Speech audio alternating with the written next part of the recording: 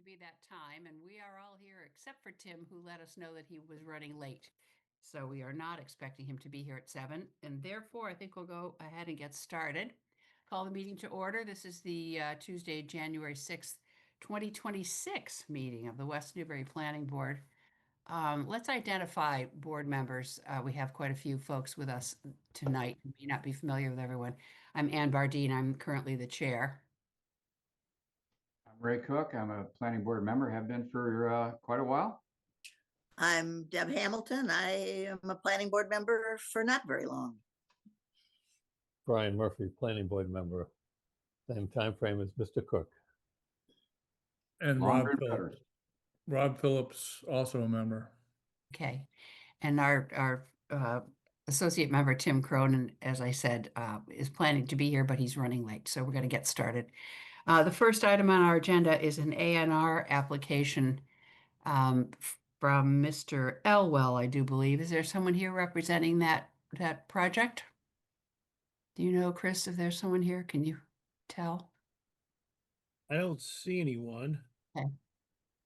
Well, let's take a look at the drawing anyway. Which is odd, but yeah, here's the application, and they get by the stuff that should have been redacted. Excuse me.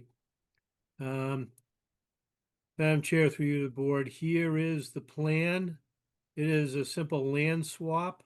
I'm going to zoom out here. Give me a second. Yeah.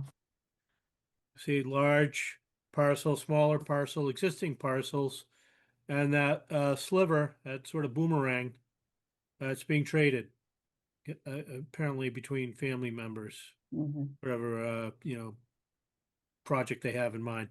So it doesn't affect zoning, and the plan is properly prepared. So I recommend that motion to approve as submitted.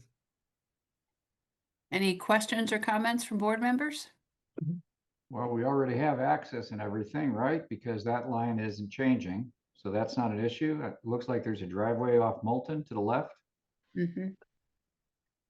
Yeah, this Adequate access and frontage. Yep. Yeah, the lot was created not that long ago, and apparently they've had a slight change of mind. Any other comments? I don't have any problems with it. The only thing I would like, I guess in the future, maybe somebody was supposed to be here, but I do think an applicant should appear before the board in case there are questions. And I Chris, maybe you can reinforce that with folks, particularly with A&Rs. This is the second one we've seen that did not have anyone come in. Yeah, it taught me a little bit. I didn't follow up, but I was told they would attend, and that's customary, obviously. So yeah, I will be sure to verify that going. Yeah, just this is very straightforward, but yeah, maybe avoid a problem in the future. Well, if you have questions, you do have a meeting that will be posted for next week.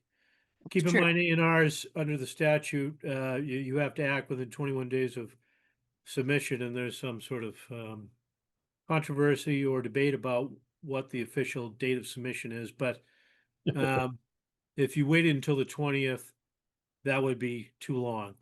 Right. So, if there is something important, you don't have to act. I can go back to the applicant. I'm sure they will cooperate and resubmit or provide that information. But again, the 21-day statute has always been a bit of a burden for planning boards. That does apply here. Right. I do have one question.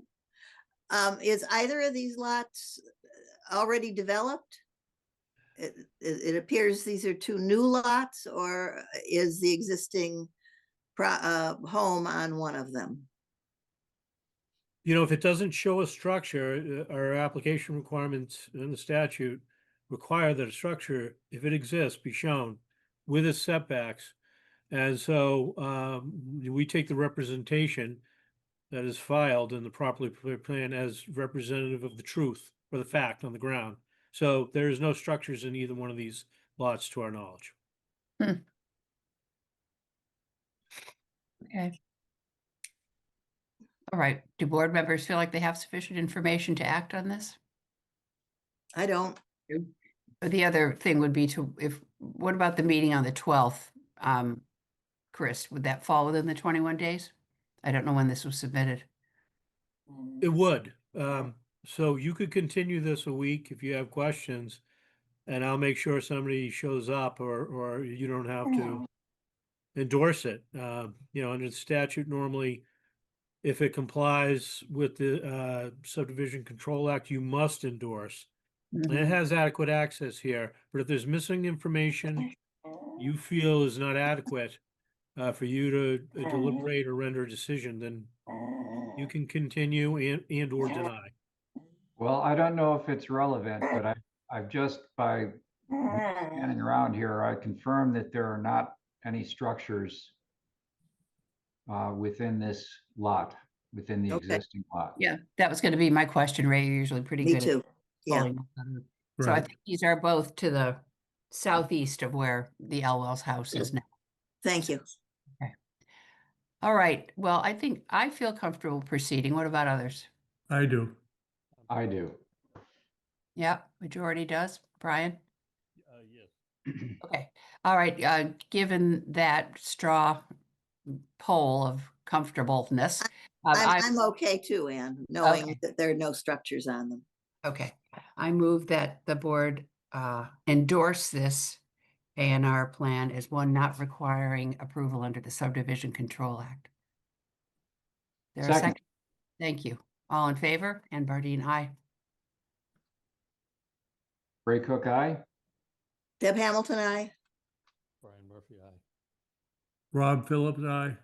All right. It's Brian, unanimous. I can hardly hear you, Brian. Yeah, I can't hear you either. Can you raise your volume a touch? Thanks. I'll do what I can here, sure. Yeah, can't hear you much. All right. Have Ray Okay. come over and fix it. All right. That's the first item on the agenda. Second is the public hearing. This is for the Hayden property on Rogers Street. We had an informal discussion about this at one of our previous meetings. Again, this is a lot that was created not that long ago. And the applicant is, this is a scenic roads bylaw hearing. This is a public hearing, so first of all, I guess we need to vote to open the public hearing. Is that right, Chris? Yeah, that's what I always recommend. All right. So I move that we open the public hearing. Second, All in favor? Ann Bardine, aye. Ray Cook, aye. Deb Hamilton, I. Brian Murphy, aye. Rob Phillips, aye. All right, the hearing is open. And Chris, do you suppose you could read the notice for us? Sure. Thanks. Pursuant to the West Newbury Scenic Road Bylaw, MGL Chapter 40, Section 15C, and MGL Chapter 87, Section 3, the West Newbury Planning Board will hold a public hearing on Tuesday, January 6th, 2026, during a meeting that begins at 7, to consider a scenic road bylaw application to remove a section of a stone wall located at Assessor's Map R-20, Lot 06-2 on Rogers Street. The applicant is Stephen Hayden, and I'll dispense with the rest of the reading. Thank you. All right, may we take a look at the drawing, please? And I think that there probably is someone here to represent. Yes, I'm on. Oh, hi, Steve. Let's just take a peek at the drawing. The application, Yeah, and you've seen these pictures, and that's the lot. there's the assessor's GIS maps and the plan. Now let's take a look at this one. All right. Steve, do you want to give a little brief description of what your intention is here, please? Yeah, so it's to construct a single-family home on a new lot that was previously submitted to the planning board earlier last year and approved. It's to open the section of wall for driveway. Okay. And I believe we saw this before, but you will just remind us there are no trees over 10-inch diameter to be removed. Is that correct?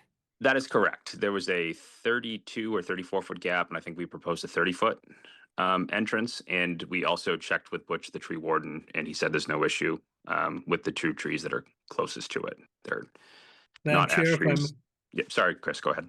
Yeah, go ahead. Yes. uh, I want to have the applicant finish, but Stephen, is that everything? Is that Yeah. for you? Yep. Madam Chair, through you to the board, I did check with Butch. He left me a message this morning. He said those two trees are not healthy trees. They won't survive long regardless of what happens there. They're chokeberries.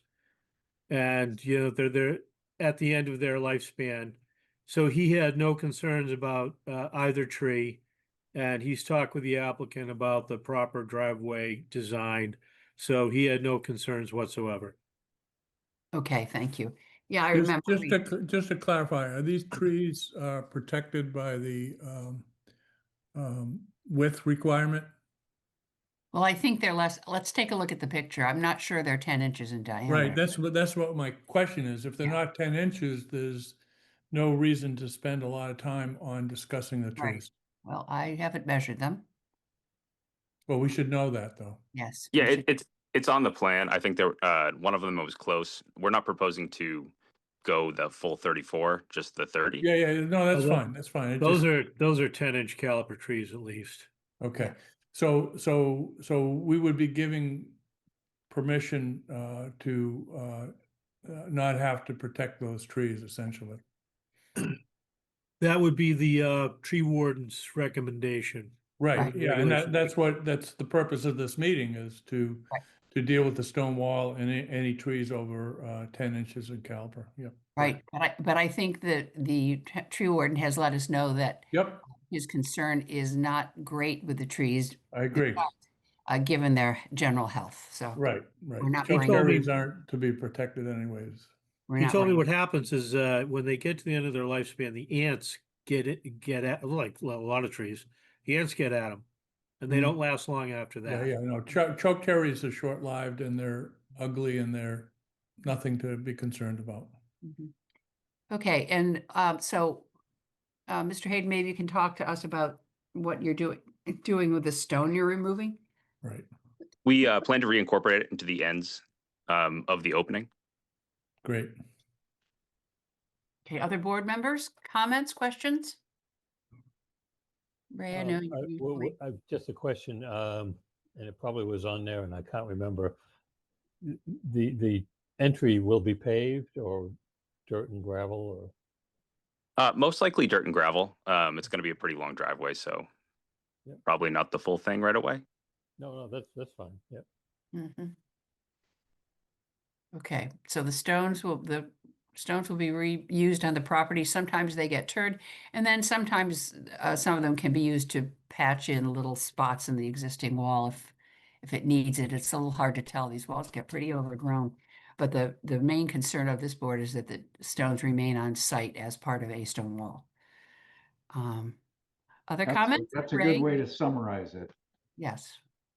All right. Anything else? Deb? Nope. All very quiet. All right. Well, hearing let's see, are there any members of the public who wish to speak? You'll need to use the raise hand function or just speak up. Sometimes that's the easiest. I don't hear or see anything. Am I missing someone? No, I don't think so. Nope. I'm looking at the whole cast of characters. All right, well, thank you. I think then is it proper then, Chris, close the public hearing before we vote? Yeah, you should start with that. And Right, then motion to close the public hearing. Second, All right, all in favor, Ann Bardine, aye. Ray Cook, aye. Deb Hamilton, I. Brian Murphy, aye. Rob Phillips, aye. Thank you. So further discussion? We're not Just concerned. just a comment that the applicant has done a wonderful job, and I appreciate how he's done his homework and approached the board. Thank you, Rob. Yes, indeed. Having these preliminary conversations before we get to this point, so that this is kind of a nothing burger once we're all sitting here voting, is always preferable, I think. We don't like surprises. Well done, yes. All right, I move to approve this application under the scenic roads bylaw. Second, Madam Chair, may I just add to that a little bit or Yes, suggest please. a? Yes, Consistent with the discussion as reflected in the minutes for this meeting. Friendly amendment, consistent with the minutes, or the discussion as reflected in the minutes of this meeting. The minutes will reflect our discussion about trees and rocks, so stone wall. All right, was there a second? Yes, All right. All those in favor, Ann Bardine, aye. Ray Cook, aye. Deb Hamilton, I. Brian Murphy, aye. Rob Phillips, aye. Right, it's unanimous. All right, good luck, Mr. Hayden. Hope Oh, thank you all everything very much. well. Good luck, Yes. Steve. Take Yep. care. I Thank you. appreciate it. All right. Okay, moving right along. Item 3 on the agenda this evening is a pre-application conference regarding 187 Main Street. Look for that drawing when you can grab it, Chris. I'm And having to use my I know it's different at home, isn't it? buttons. There So you go. here's your, we had, Madam Chair, through the board, 2 plans submitted, and those were in your Yes. packets. So I'm just showing the, in no particular order, the first one here. Okay. And I think we have it isn't an applicant at this point. He is the concerned party. Mr. Sarkis is here with us tonight. So I think I'll turn things over to him. Thank you. Can you hear me? Yes. Yes, Yes. Can you see me? Yes. yes. I apologize for that. Okay, thank you very much for having this discussion tonight. Reading through the bylaw, the real purpose of a pre-application conference is to iron out some of the details and really help the applicant know what the planning board is thinking. This would help an applicant like myself decide whether or not to go forward with a special permit process for such a project like this. I will avoid discussion of the history because I believe it's irrelevant at this point. We're looking forward. The only matter I really would like to discuss with regard to that is the history of the Marshall's involvement. Mr. and Mrs. Marshall made an agreement with me and wished to see the site developed as a multifamily project. I agree with that.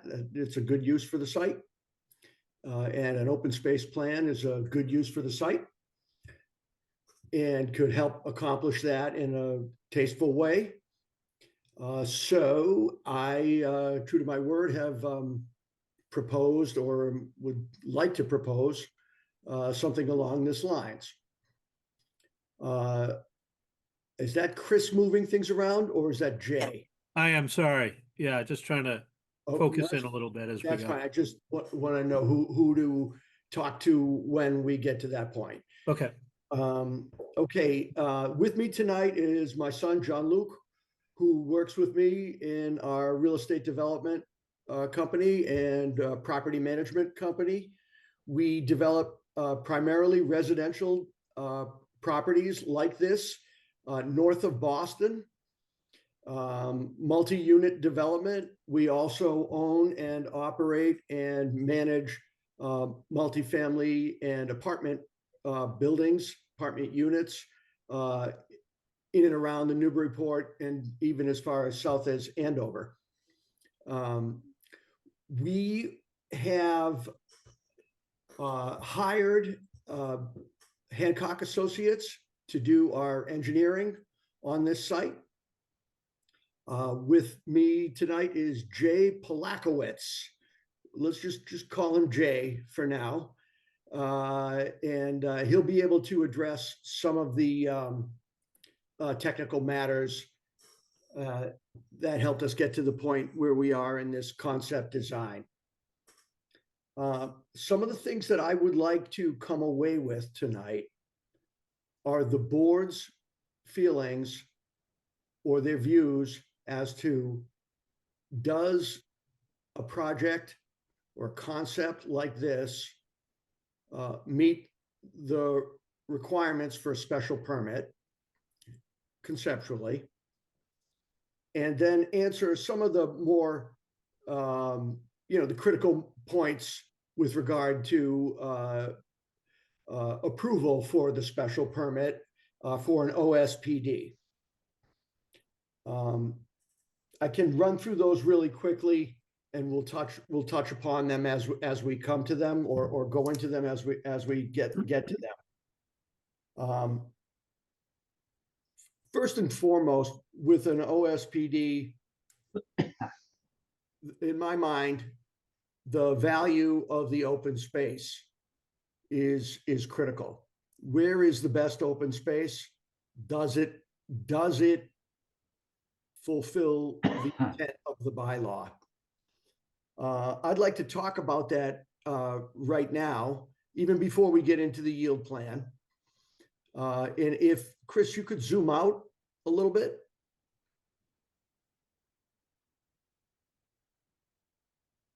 A lot, I guess, to the whole plan. Sure. So it was my position that early on in my planning process, that the most valuable open space to the community at large would have been along the frontage of Main Street. There's a scenic view of the poppies, as you know, and we felt that preserving that was of value. And that would have been, as you're facing the site, that would be to the left of the proposed, or the concept road there. The right side is currently encumbered with buildings. And our thought was that that would also make some very nice open space. Main Street is the most traveled street in town, and most people get the benefit of that view if that is to remain open space. Next matters would be things like length of the cul-de-sac and the location of the street. I'm not going to get into the location of the street. I'll let Jay talk about that, but the length of the cul-de-sac, as shown here, it serves the units very well. It has a turnaround at the end, and is about the same length as what a conventional subdivision road would be limited to, and is less than the length of some of the roads that service recently permitted projects of similar size. How long is it? It's just over 1,100 feet, if I'm not right, but I'll let Jay talk to that. I'm saying that off the top of my head. Yeah. Next matter would be utilities placed in the open space. You can see at the front end of the site, we've got area reserved for septic on the right side when facing, and some drainage along the road on the left side. I see these are the critical items that I would like to know if are acceptable before I can move on and spend money. Real money, more real money, I guess. And then, of course, there are, some of the more subjective items, such as allowable density and basic maximum number. We can get into that after we go through the yield plan. But I would like to come away from either this meeting or the very next meeting with some sort of a understanding as to what the factors are that affect that number, or affect the board's thinking as related to that number, and whether or not we're in the ballpark.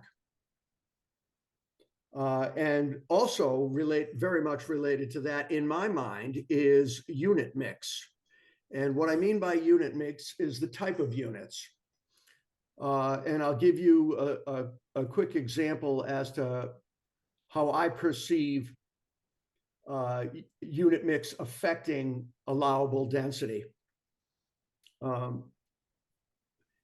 There are large units, there are small units, there are vertical units, there are single-story units, there are all types of dwelling units that take up space on site and that have different appearances from a distance, different appearances within, and all have different effects on the town's infrastructure, police, fire, etc.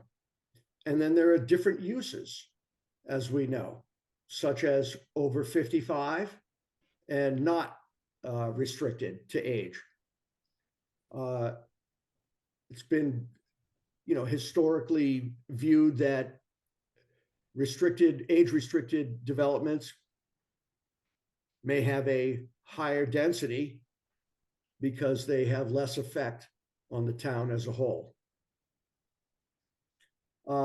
It's my position that bedrooms per unit and unit style also have a similar effect. For example, an unrestricted dwelling unit that has a master bedroom on the first floor and 3 bedrooms or 2 bedrooms and a loft space, if it's unrestricted, it's usable or desirable or can be used by a multitude of types of occupants, but they tend to be more desirable to seniors and tend to get scooped up by seniors first, frankly. 3-bedroom units where all 3 bedrooms are on the second floor tend to be scooped up again by single professionals, married couples, or early families. Young families like to have the master bedroom on the same floor where the kids would be sleeping, as an example. 2-bedroom units are not particularly desirable to most families seeking residence in a rural town like West Newbury. They may be suitable for an early starter home, for sure. They tend to be grabbed by young professionals and young professional couples, single or couples. Then, of course, there are flats on the first floor, flats that have to be walked up to a second floor. And the type of occupant, as you might guess, would vary with those. My thought for this project was, always has been, to accommodate a large number of buyers. We call that vanilla, designing vanilla. And what that does is it means I'm not catering to one particular market and waiting for that one particular market to absorb all of my product. By varying the style of the units, I can cater to several different markets and have 3 types of products selling at the same time rather than one. And by all academic versions of planning and OSPD, especially as related to OSPD, and especially as depicted in our, I say our, I no longer live in West Newbury, but I still consider it my town. Our master plan, a mix of unit styles within a development, has always been viewed as a favorable way to go. So it was my thought that this site, given its topography, given its location, proximity to school, proximity to downtown, ability to cluster units toward the rear of the site, and the capacity of our soils was well suited for a high density development or higher density development of varying unit types. And then I'll go on to the next, and we can attack these later. The next matter in my mind was inclusionary housing. I was going to ask the board for some clarification on a couple matters with regard to inclusionary housing, as it greatly affects the numbers on a project like this, and may in turn affect how we were to distribute the units and decide the count of each type of unit, for example.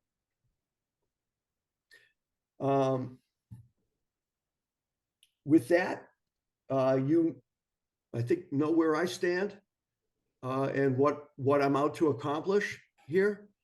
I'm going to turn it over to Jay and ask Jay to give a run through of the yield plan, and then some of the technical matters with regard to this concept development plan. Great. Thank you, John. My name's Jay Polakowitz with Hancock Associates. Is it possible that I could share my screen just so I could point some things out, or if not, it's not a big deal?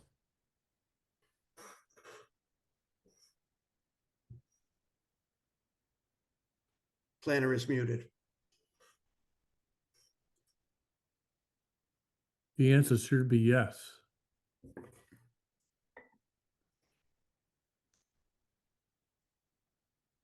I'm just kidding. Okay. Oh, there we go. All right. 1 second. Okay. Can everyone see this? Yep. Now we Okay. can, yes. Okay, I'll take that. Okay. So I'm actually just going to start with our existing conditions plan. This is the first thing Hancock created, but it's the basis of the plans that we've provided to you. So I just wanted to kind of run through this quick. I'm sure everyone's aware of the site. So Main Street is over here. There are wetlands that have been delineated by Camp Environmental all around the site, and then across the street as well. The site is much larger than what's shown on this plan, but the wetlands really limit the development possibilities, so we're only showing this just for readability purposes. So again, with this plan, we created the plans that were provided to the board. I'll start with our yield plan. So this plan shows a definitive subdivision featuring a dead-end roadway going to a cul-de-sac at the end. There are 13 dwellings shown on this roadway. All of the properties and dwellings shown herein meet the dimensional regulations in the residential C district, and as is allowed in the resident. Jay, pardon. Can you zoom a bit, and maybe we don't need to see the little stuff at the top? Okay. Well, you back out a little bit. That's It's a kind of an awkward layout there. Is this a little bit better? it is for me. Yes, Okay. thank you. No problem. So, as I was saying, is allowed in the residential C district. We've noted these dwellings as duplexes, so 13 buildings, 26 total units. Extensive official soil testing has been done throughout the site. I believe there was at least 3 days of soil testing that was done with a lot of holes. So with that, we have sized septic systems appropriate to the house size and perk rate and closest soil test to that area.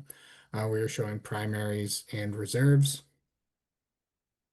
With the soil testing, we also did some preliminary drainage design, which you can see in these basins here. These are modeled as surficial basins at the moment, and they're sized for 1 inch over the impervious area, which is a good conceptual design point for drainage. As I noted, when we're looking at the existing conditions plan, there are wetlands all around the site. We've designed the site to meet the wetland regulations in West Newbury. The houses are outside of the no-build zone And with this plan, in the dwelling, count, we created this OSPD concept plan. So this plan, the dark green represents what will become the open space area, and it meets the 60% minimum open space requirement. As I noticed, the lot's a lot bigger than what you can see. So a lot of that open space is out and back.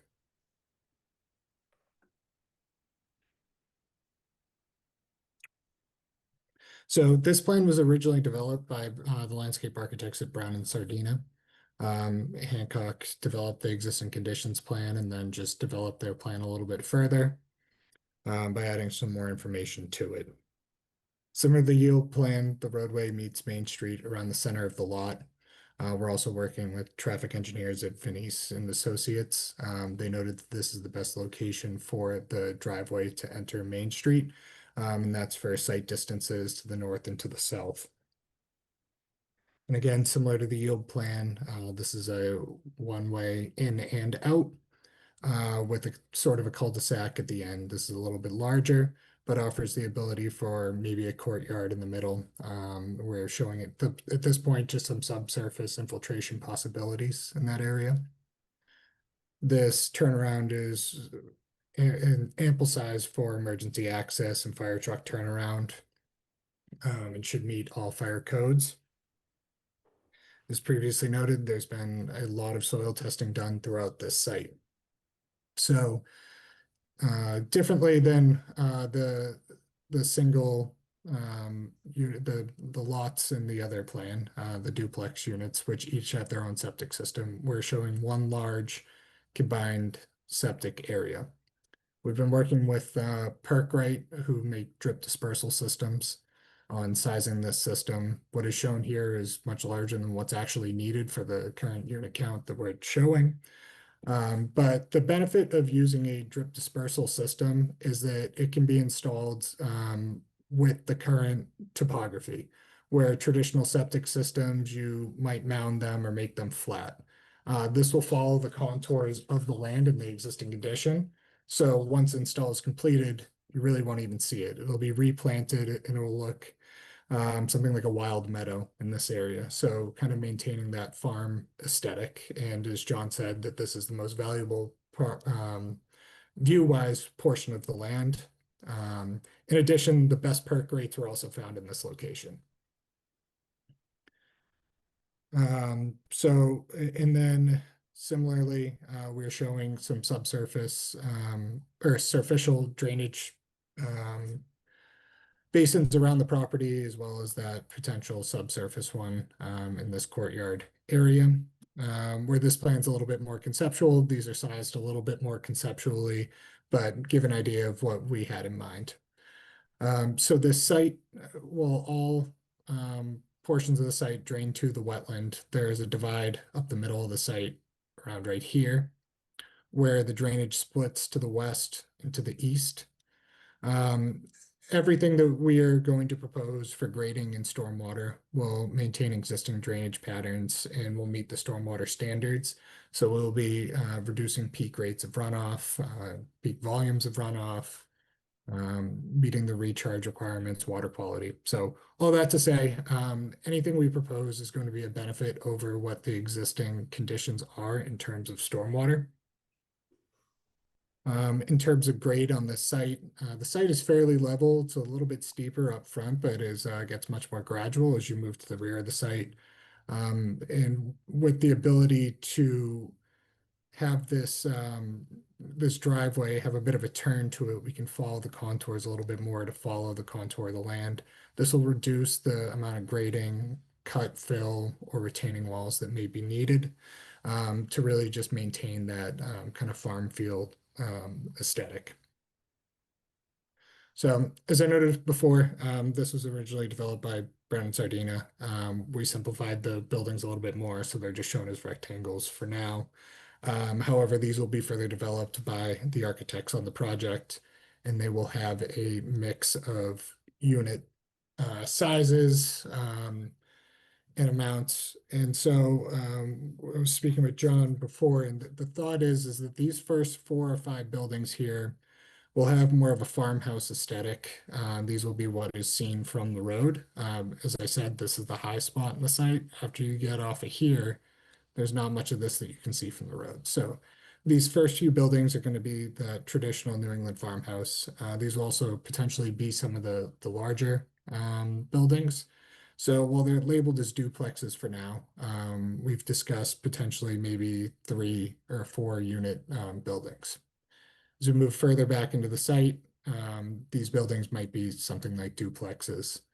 And then as you get even further back, as noted here, these could be single units. So we're providing a variety of unit styles. So the goal with this design is really to maintain that farm aesthetic and provide a mix of uses, meet all of the stormwater regulations, provide a septic system that works great with the land, and it'll be a great project. So with that, I think I'll hand it back to John, if you have anything else you want to add. Thank you, Jay. Yeah, you touched upon the farmhouse aesthetic up front. It was a vision I had long ago that a large farmhouse looking structure and perhaps an attached barn and a detached barn at the very front of the site could really look like many of the other properties in town that are on large lots and set back, as well as be used to block visually or screen the rear of the site. We have, I forgot to mention before, we have hired the MZO group. You may know their work. They were the architect. First of all, I have worked with both the MZO group and Brown Sardina many times. I have also worked with Hancock Associates, of course. The design team here knows each other well and has come up with some very good projects in the past. But the MZO group, you may know from in Amesbury. If someone could please get me the name, remind me of the name. John Luke, you might know it. Bartlett's Reach. Thank you very much. They've also done several projects in Topsfield. Namely, they did one that I developed. I can't even remember the name of my own project. And Rolling Green. Thank you, John Luke. And also English. This is what it's like getting old, guys. You know, and as well as English Commons. And I would guess that most of the members of the board are familiar with those projects, and you know, have a sense that they've followed traditional architecture, not the black and white new farmhouse style thing, or any of the, you know, contemporary designs that seem to be popping up around now. I'm not a fan of them.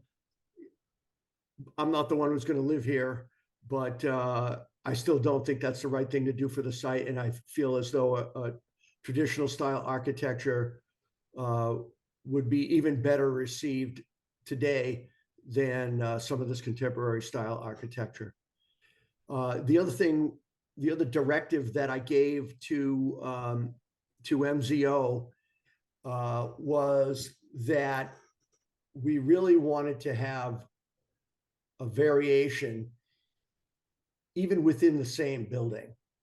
So if you had a 2-unit building, we really wanted to see one side of that structure perhaps a little taller or substantially taller than the other side of the structure, so that we had varying roof lines and breakup along the facades. We feel that really, you know, it's expensive to build that way, but it does wonders for the aesthetic.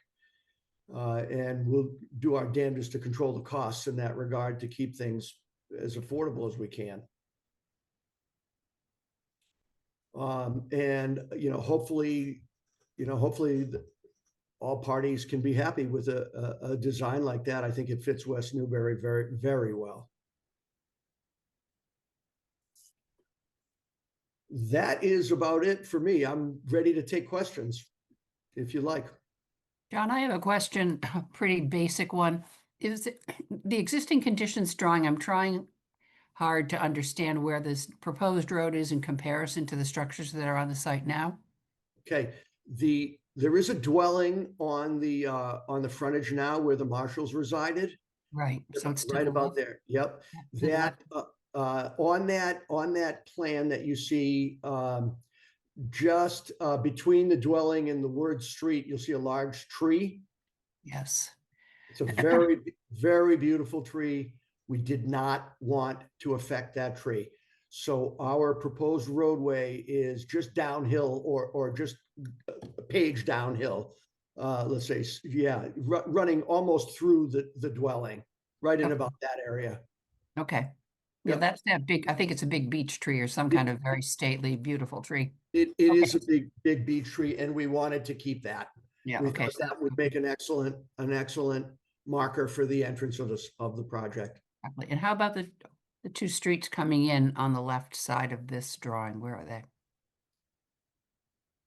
Understand Van Ness or whoever suggested this, but I can't tell.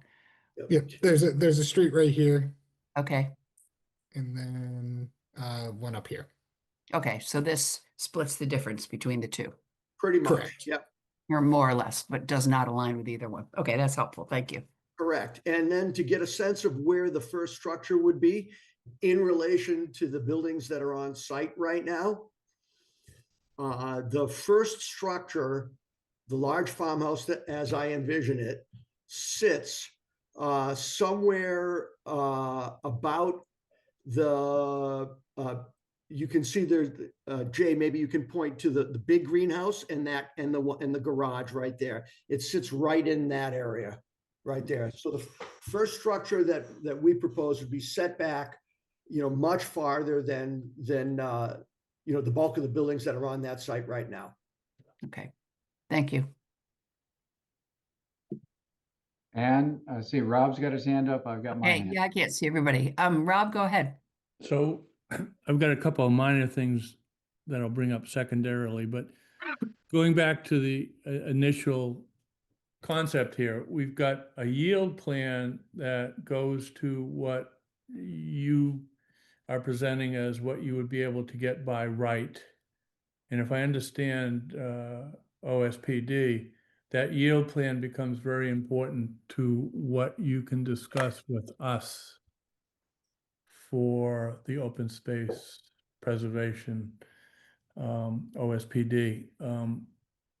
But then you also mentioned that there's some stuff on top of the yield numbers that you can also get if you do some inclusionary stuff. Did you want to just recap, either Jay or John, the whole concept of the importance of the by right yield plan versus the concept plan? I think that might just be important to remind us all about. Sure. So this yield plan was designed and developed, sized, spaced, configured, with the thought that in the event an OSPD was not deemed favorable for the site by all the parties that get to decide that, that I would perhaps choose a by right development where we would build duplexes. As you know, duplex is allowed on all lots in town, all conforming lots. And these are set up right now. What you see here is conceptually set up for a 2-unit building and with septics that accommodate that. So you see 13 lots.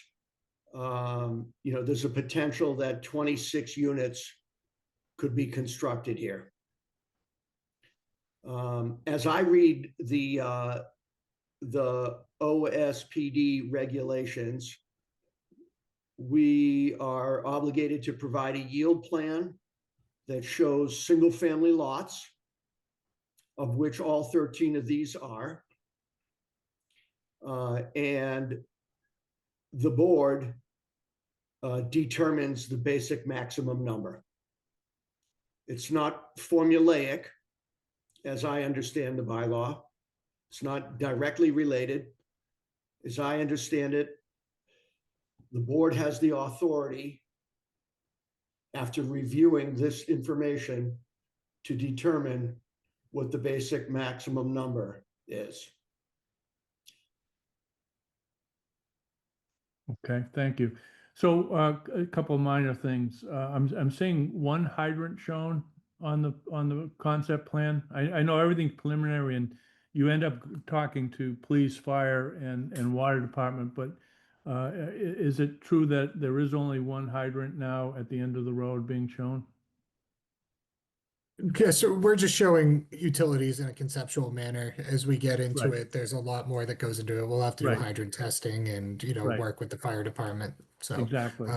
just conceptual at this point. Yep, yep. So you threw one in there at the end just to show that you're thinking about town water and supplying hydrants as required along the road. Correct. Going back to Ann's initial questions, I have two things here, minor. What would be useful for me is if someone would stand on the Knapp property on where the road is and snap a photo of what's directly across the street. Think of it as the question of where do the headlights go. So I think sometimes the plans don't really call out other points of interest because they're off of the property being planned, knowing where the streets are. But to me, more importantly, knowing where the headlights are going to go is going to be something I'd like to see. That's typically in Professor Cook's department. Yeah, right. And Well, I can tell you, Rob, right now that there's no dwellings directly across the proposed entrance. right, right. So I just would, having a photo would be great for me. So if someone wants to do it, fine. If they don't, then just put a stake up, tell me where the road is, and I'll go take the photo myself. Yeah, Last thing, I'm sorry, go sorry. ahead. Yeah, it is a wetland directly across the street. Yeah, no, So, that's what I'm yeah. hoping. Yes, that's what I'm Yeah. hoping. Thank you. The last I thing can is, accomplish that for you, Rob. yes, thank you. Appreciate that a lot. The last thing is, there's some sort of work that's going to be done. I think it's on this property, but it's about the mosquito control work that's going to go on. You familiar with that? Yes. Okay. So the only reason I mention it is in talking with Paul, there's a certain amount of work that can be done there that will be useful to help the neighborhood. But they can only do a certain amount of work there. And to Paul's thinking, there's some stuff that hasn't been historically done behind that. He mentioned a willow tree. But, so I'd like to know that whatever work would be best done, even if it's a little bit more than what mosquito control is allowed to do by statute, that we would be keeping an eye on that, making sure that thing is done to the best that's able. So those are minor things I appreciate. Thank you. Rob, if you want, I can have John Luke talk to that. He's been in contact with mosquito control and with Paul on that. I don't think it's important for this meeting. I don't think it's important for this meeting, but it's good to know that Jean-Luc is on top of things. That's great. Thank you. Okay, Yeah, you can reach out to me anytime and I can go through that process. I'll do with you. that then. Thank you. I want to Mhm. recognize Ray Cook, who's been waiting patiently. Go ahead, Ray. Thank you. Thanks for all this. Listen, I'm going to start with a couple of small things. Your concept plan is going to be the basis for what will eventually need to be formally called a sketch plan. And then in the sketch plan, you'll need to identify conservation areas which you haven't done. And these are early days, so I got it, but I call your attention to 9.1.6 in the bylaw for that. With respect to fire and safety, I am a little concerned that the fire department might have a problem with the way your dead end is configured there. I realize it's only serving a couple of structures, but I can see a situation where if there was a fire going on, it would be difficult to get an ambulance in there, pick up somebody, and then get them out of there because it's just a straight dead end. And then, of course, snow plowing and concentration of salt at the end of the driveway with that sort of dead end is also a consideration for the future. We're just having a preliminary plan here. Also, and I recognize that. Also, you want to review the structures. I think you're getting a little close in a couple of spots to the 20 feet, which is required between structures. And I think that's measured to the foundation, from foundation wall to foundation wall, but there could be overhangs. And so you'll want to confirm that with the building inspector, but you're pushing the 20 feet a little bit. And I recognize that what you build is probably not going to be these rectangles like this. So that's all stuff that I just want to call your attention to.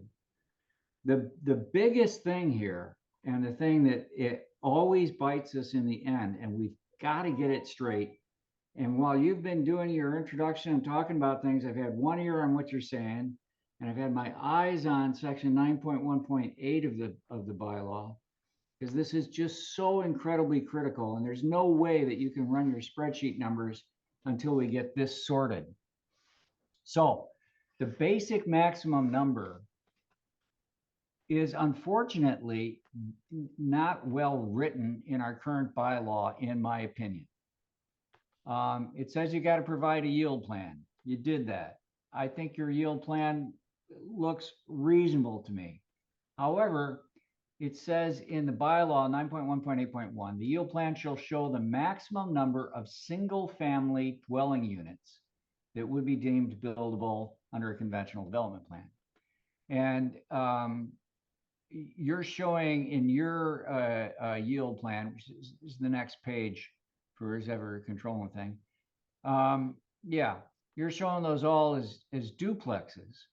So the huge question that we have to answer, and thank God we've got Chris, and then thank God we've got the experience of the other planning board members here. We have to figure out roughly what your basic maximum number is. And it's a huge difference whether it's 13 or whether it's 26. And other planning board members, this would be a great time to weigh in on it. But the way I read it, and it's not very explicit, and I don't think it's very well written. And I'm upset about that because we spent so much time focused on this in the past. The yield plan shall show the maximum number of single-family dwelling units. You've done it. You've got 13 buildings here, though they're shown as duplexes. They could be also single-family units. And then it says the planning board will determine the basic maximum number based on the information provided. It doesn't tell us whether it should be 13 or 26. And I know, John, you were just talking about this, and you're starting at a viewpoint of 26. And then, of course, there are other ways to do density bonuses to increase that another 50%, which means that you could be up to 39 if it's one way. But if it's the other way, then we're talking about 20. And so this is huge. So I'd like to kick it back to Ann to talk about this, and then maybe bring in, I see Brian's got his hand up, Ann, and then of course, love to hear how Chris interprets it. I've read this like 6 or 7 times here in the last half hour, and I don't have a clear answer. Okay, Brian, do you have some? Well, Like to yeah, share? I have a question on unit sizes, but I'll get to that in a minute. I appreciate Ray's comments, but since the town allows duplexes, they're counted as units. They are, in fact, each one of those is a single family unit. And so I quickly get to the 26, Right. but it's just my quick off the cuff opinion. So I want to just ask John Sarkis. I appreciate the different sizes and whatnot. Is there something that you know? Are these 1,500 square foot each duplex units, or are they 2,000s, or do you have any sense yet of what we're talking about here? Thank you, Brian. Yeah, that's exactly the crux of it. Is as a land planner and as a developer and as a former planning board member, I know that from an aesthetic point of view and from a use of the land point of view, the size and the number of bedrooms, all these things factor in to whether or not you're overburdening or underburdening a site, or can develop a site and create a character to the development that is consistent, you know, with the remainder of the town. So my thought, as I outlined at the beginning, was that there'd be very much varying styles of units. There's an incredible demand out there today for smaller, well-built, well-designed units. They're very difficult to create economically, where there's enough, frankly, enough profit margin in it to go ahead and do that. Your cost per square foot of construction goes way up as the size of the unit comes down. So effectively, in a development where you have, let's say, 3 types of unit styles, one might be, you know, 4, 5, or 6 units as single families, and in the 2,000 to 22 or 2,500 square foot range, those ones might be extremely valuable, and those ones might subsidize the numbers to be able to build a handful of smaller flats. And that's really the thinking that I have here, is that I would like to build 4 or 5 or 6 singles in that 2,000 some odd square foot range, maybe as much as 2,400 square feet, with oversized 1-cars garages, or you know, a double wide garage, let's say, that you could fit 2 cars in. And then I would also like to build some you know, side-by-side duplexes that might be 1,800 to 2,200 square feet, 3 bedrooms. Some of those may have a master on the first, some may not. And then I'd like to build some smaller units that might be in the larger buildings at the front of the site that we talked about, the farmhouse structures. My current thinking, which is subject to change, and there's a number of things that could cause that to change, but my current thinking is that the farmhouse structure at the very front end of the site could handle as many as 4 units. It's the footprint that you see there is a footprint taken from an MZO design that had 6 units in it. Can we go to that screen? Thank you. You know, that building that has the word duplex in it, that's again hypothetical. That building footprint had 6 units in it. The building directly behind it, the longer rectangular, yep, that could be a garage with a flat above it, or 2 flats above it. My current thinking was, I would retain ownership of those buildings and rent them out as apartments. Hey, guys, I'm sorry to interject here, but Thank you, John. Yeah, thank you.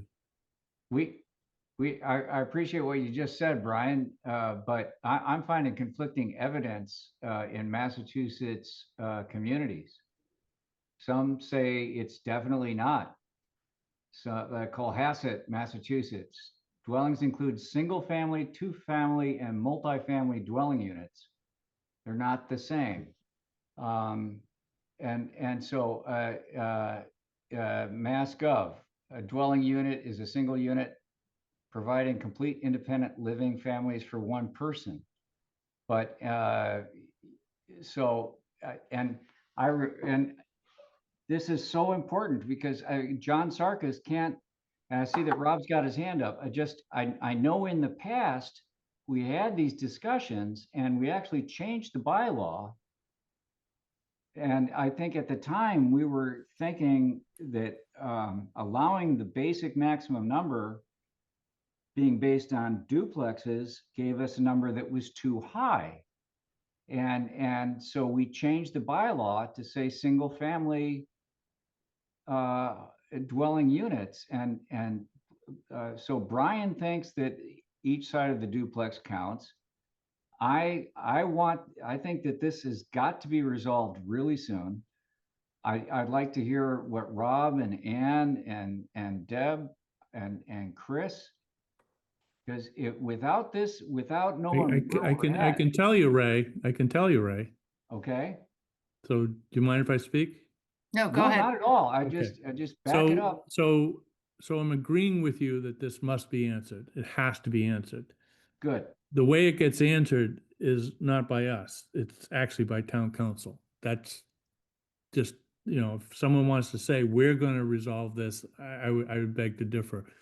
I like that. The underpinning philosophy, aside from what is in what we've written in our town, the underlying philosophy of open space, and I'm going to call it residential development because when it came on board, that's when I was around, and I guess it's been changed to preservation development. The underlying assumption was that if you could build by right a certain amount on a parcel,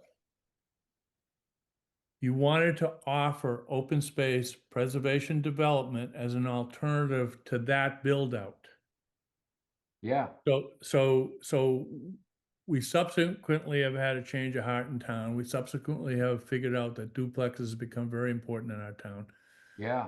But the underlying philosophy, irrespective of how it's written, is you get a yield plan and that informs you of what can be done by right. And then you look to work with the developer to improve the layout by giving them certain exceptions to zoning. And then, yes, on top of it, because of other things, you can get even some bonuses on top of that. I agree with So everything I you would said. say that the way we've written it, if, as Ray reads it, is contradictory to what you would want. You basically are kind of almost making a developer have to go to duplex conventionally, if in fact it stands as Ray has written it. So I agree I with would say that everything you said, Rob, and I really do want to hear if Ann remembers it the way I do. And if town council were to weigh in on this, that would be great. I'm worried though that they'll come back and say, well, it's written in the bylaw that the planning board determines the basic maximum number. well, that's acceptable too. I mean, if it ultimately passes it back up, but we would get direction from town council as That's to what it good. needs. The only thing is that's important to me is that we not take a lot of time doing it because Yeah. for any developer to work on this project, they've got to know, are they talking about 20 or 40 here? Absolutely. Yeah. And what do you remember? Well, certainly I remember that given the by right duplex on a single family lot, which is not the same as a dwelling unit, it did allow for what we could call doubling, right? Because if you can take that conventional plan of 13 lots and put a duplex on each one, that's 26. It seems to me whatever wordsmithing we may have done, there's still a fundamental basis that you can do these duplexes, and so 26 would be the number. Right. Okay, That's it. I'm good with That's this it. kind of discussion. I just remember we changed the language. If I remember right, in Daly's Lane, there was some consternation that we were allowing too much. And so we changed the bylaw to single family. Do you not remember that, Ann? Brian? But I think it's inconsistent with the by right duplex thing. I understand. I'm just trying to, do you remember Yeah, no, that? I am too. We'll have to go back and see if we can find minutes from then, frankly. I don't remember the Well, we discussion. can't waste time. I don't know, Chris, do I you have know. any opinion on this? In any case, I'm relying and have no choice but to use what's in the bylaw today. And the bylaw today Right. says that the planning board shall determine. I too was a member of the board just prior to that matter. Yeah. And prior to the change, it was in fact formulaic. The by right or the allowable basic maximum number was tied formulaically to the number of units that could be constructed as of right. Well, let me interrupt you. Wouldn't you know, I've got old versions of the bylaw on my computer here. And I went back to the 2009 bylaw, hoping to find that formula, and it's not there. Hmm. And you know, and frankly, I'm okay. You know, I'd be reassured by council, but I think council had just come back to us. I just think we have to give John clear direction here, Absolutely. what we're talking about. Right. And then we put that issue to rest now, and we satisfy the purpose of having this preliminary. So we're due to sit down next week. Is that true? There's an extra meeting on the 12th. Right. That's So stating- what I would like to do, because I got to tell you, I want to read it myself, think about it, and I think we should take this up as a matter to bring up at the next meeting. the I'm 12th. unavailable at the meeting. But Yeah, time is I'm of not the available. essence. I'm not so- I'm available. unavailable. I'm not Yeah, me available on the too, 12th. on the Either I 12th. have a conflict. That was yeah, the master plan seminar, right? Yeah, okay, Yeah. never mind that, but I think there's a point at which we have to agree that there's 2 points of view here. Even as Ray reads it, I think the language then allows you to be informed by the yield plan and then make a decision about what the load will be. But I myself am not prepared to really weigh in any more than Okay, let so me noted, just- and I me- need to study it a little bit more. I suspect appreciate that. on the 13 unit subdivision plan, you could probably cut those in half. And you know, Nah. I mean, Again, then we Well, get here- into no, wait a minute. Then we get into, you know, accessory dwelling units. How would that be counted at these days? Man, Yeah, It's Yeah. it's a whole different animal, I think, that we're dealing with here. Given some changes in state laws about ADUs, Mhm. yeah. Anyway, so, no, yeah, see, this is the discussion I'm hoping we'll avoid tonight. well, hang I in think there. it's Hang in there for me just a second, Rob. Let me just get one other thing put. This all comes down to section 9.1.8, basic maximum number. And 9.1.8.1 is the yield plan. I think the yield plan looks good to me offhand. It looks reasonable. Section B is providing information about the yield plan, including percolation and all that kind of stuff. I remember that was an issue, so we put language in there. That all looks good. And then 9.1.8.1C, which finishes 9.1.8 C. I'm going to read it to you. The planning board will determine the basic maximum number based on the information provided. And it's talking about the provided in the yield plan. So that's what we wrote. And I'm comfortable with the determination tonight, if the planning board will determine the basic maximum number.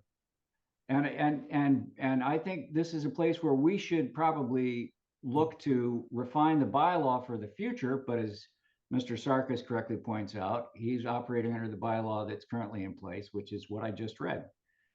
So it seems to me, Rob, and I think you spoke eloquently on this, the concept behind an open space development would lead that the yield plan is putting up 26 single family dwelling Exactly. units.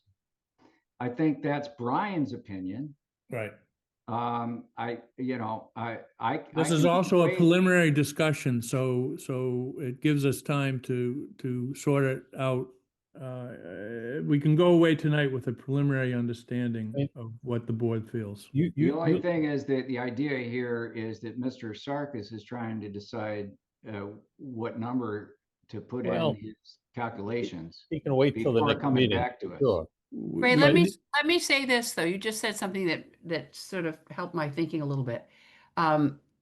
Yes, the yield plan shows with the duplexes 26 entities, and those entities are all single family dwelling units. They just happen to be attached. They all have cars, they all have things that are Yeah. make a Not unit. multi-family, which needs to be 3 or 4, but I think the fact that they're attached is small I irrelevant.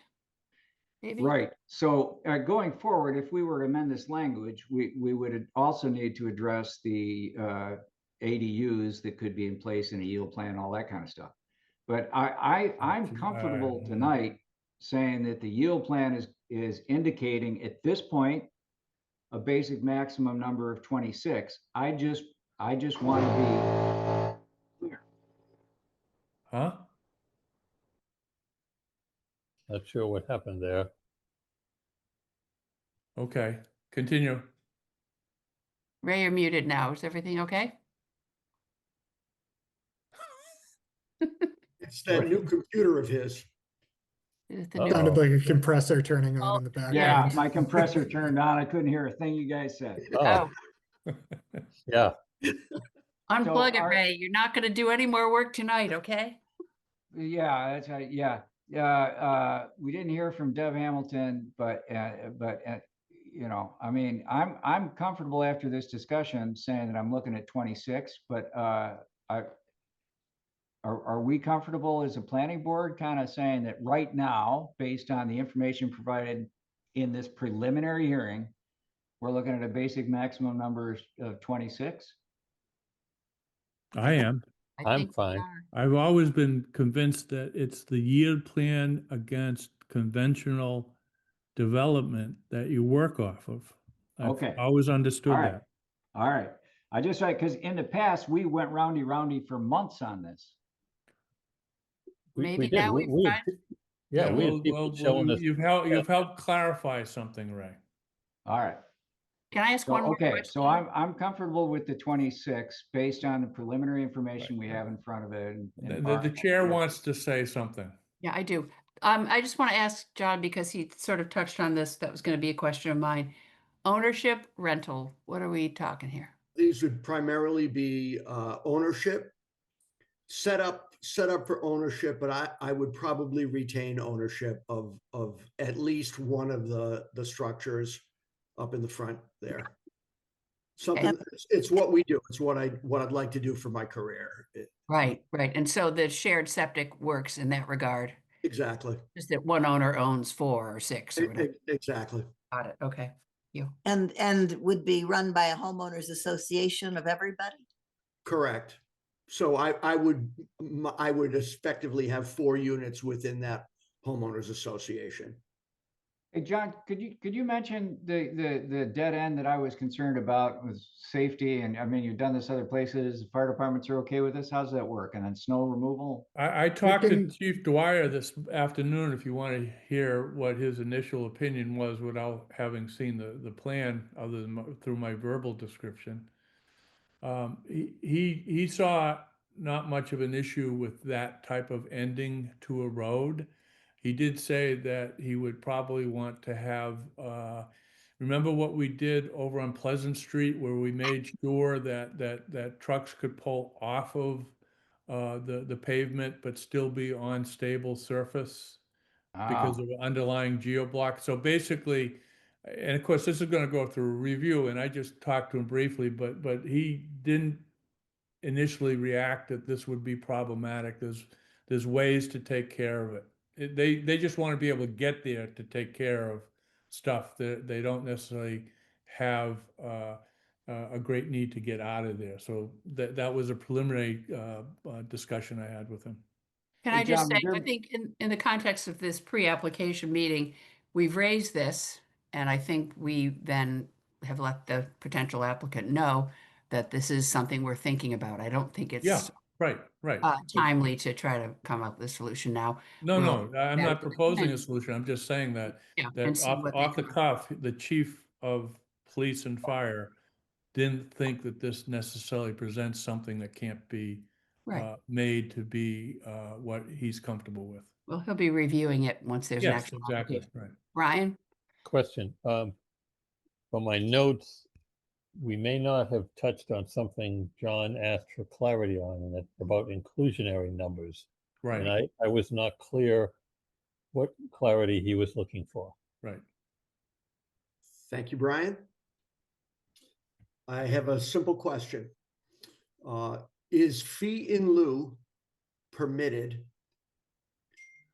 for the entire development? Or I is think it it only, is. Yeah. only for fractional? No, I think it's permitted, isn't it? Haven't we done that? I think it's only for the fractional. I'm looking Oh. for the language there My, right is now. my only. initial off the cuff would be it's only for the fractional, but Me too. I haven't read that for quite a Read while. I'm looking right now. one of those unclear things.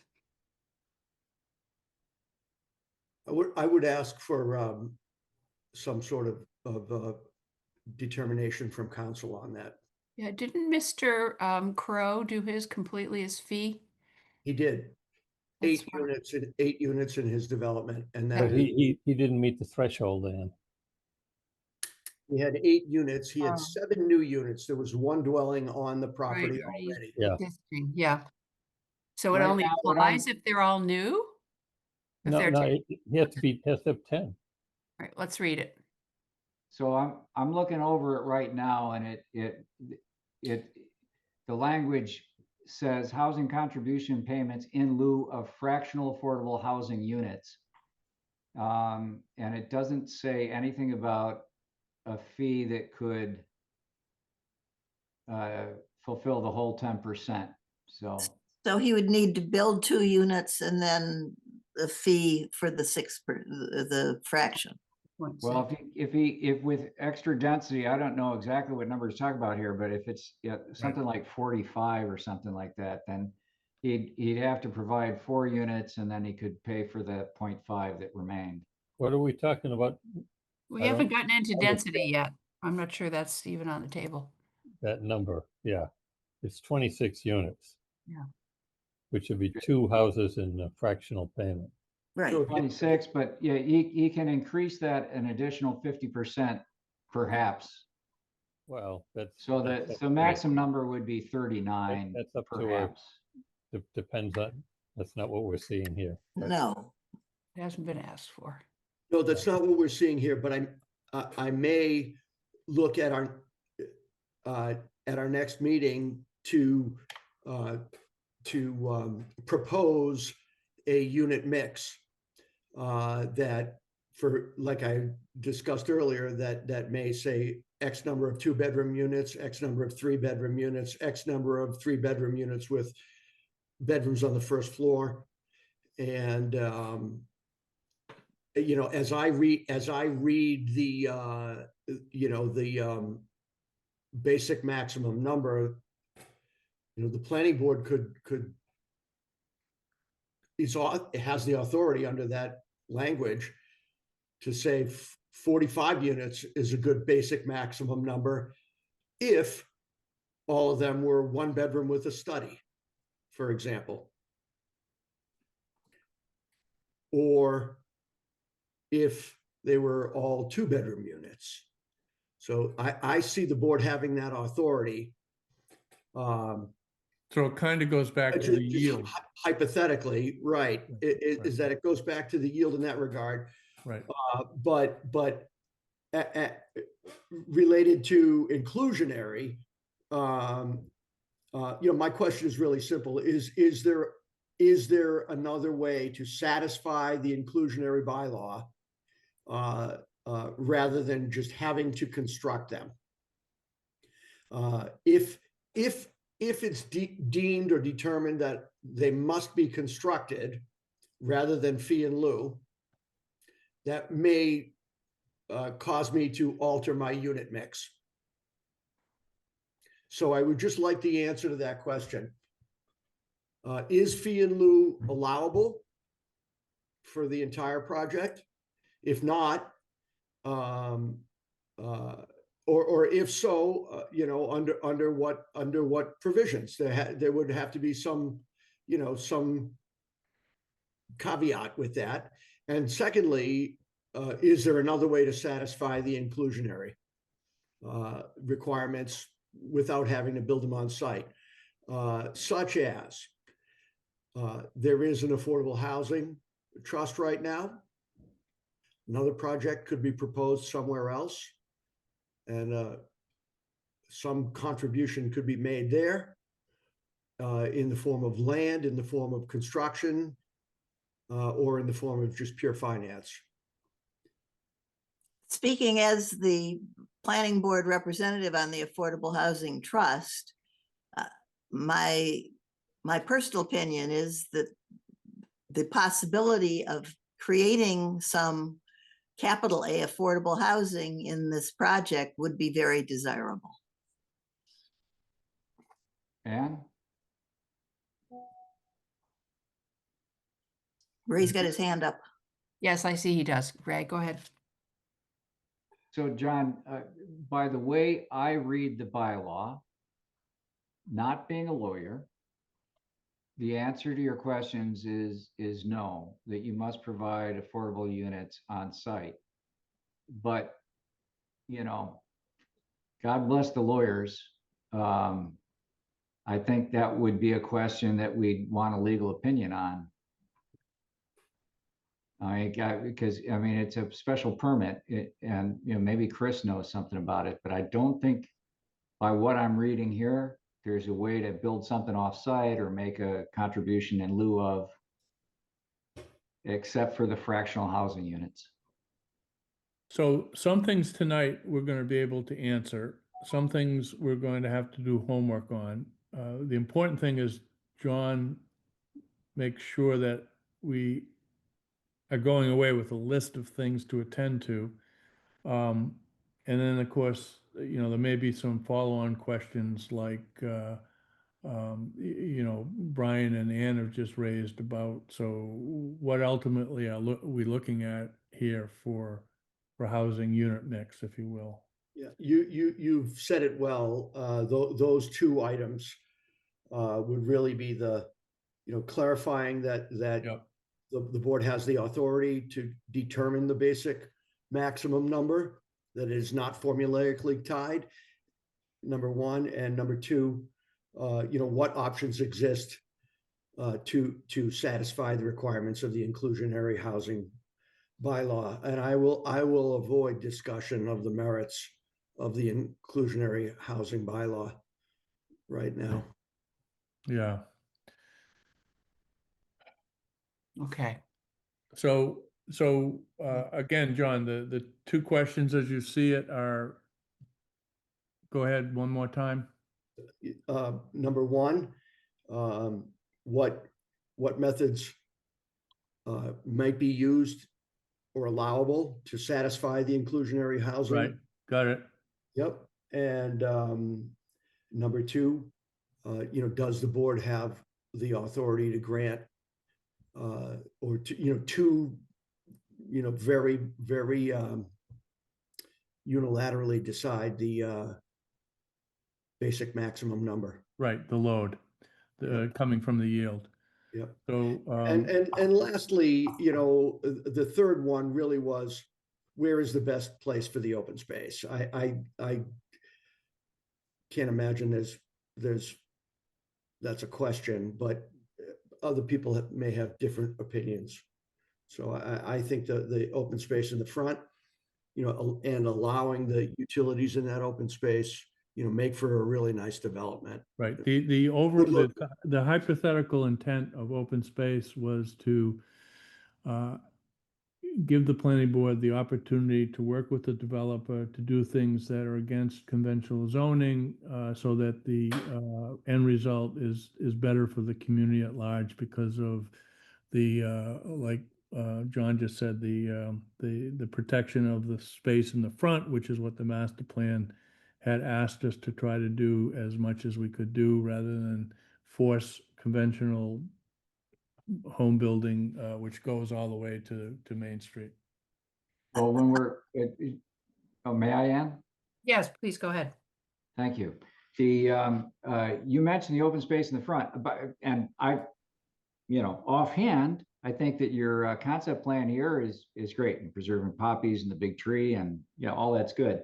But if you take what you're not seeing on your screen is the upper right-hand corner of the plan, and I wonder if who's ever, there you go, that thing.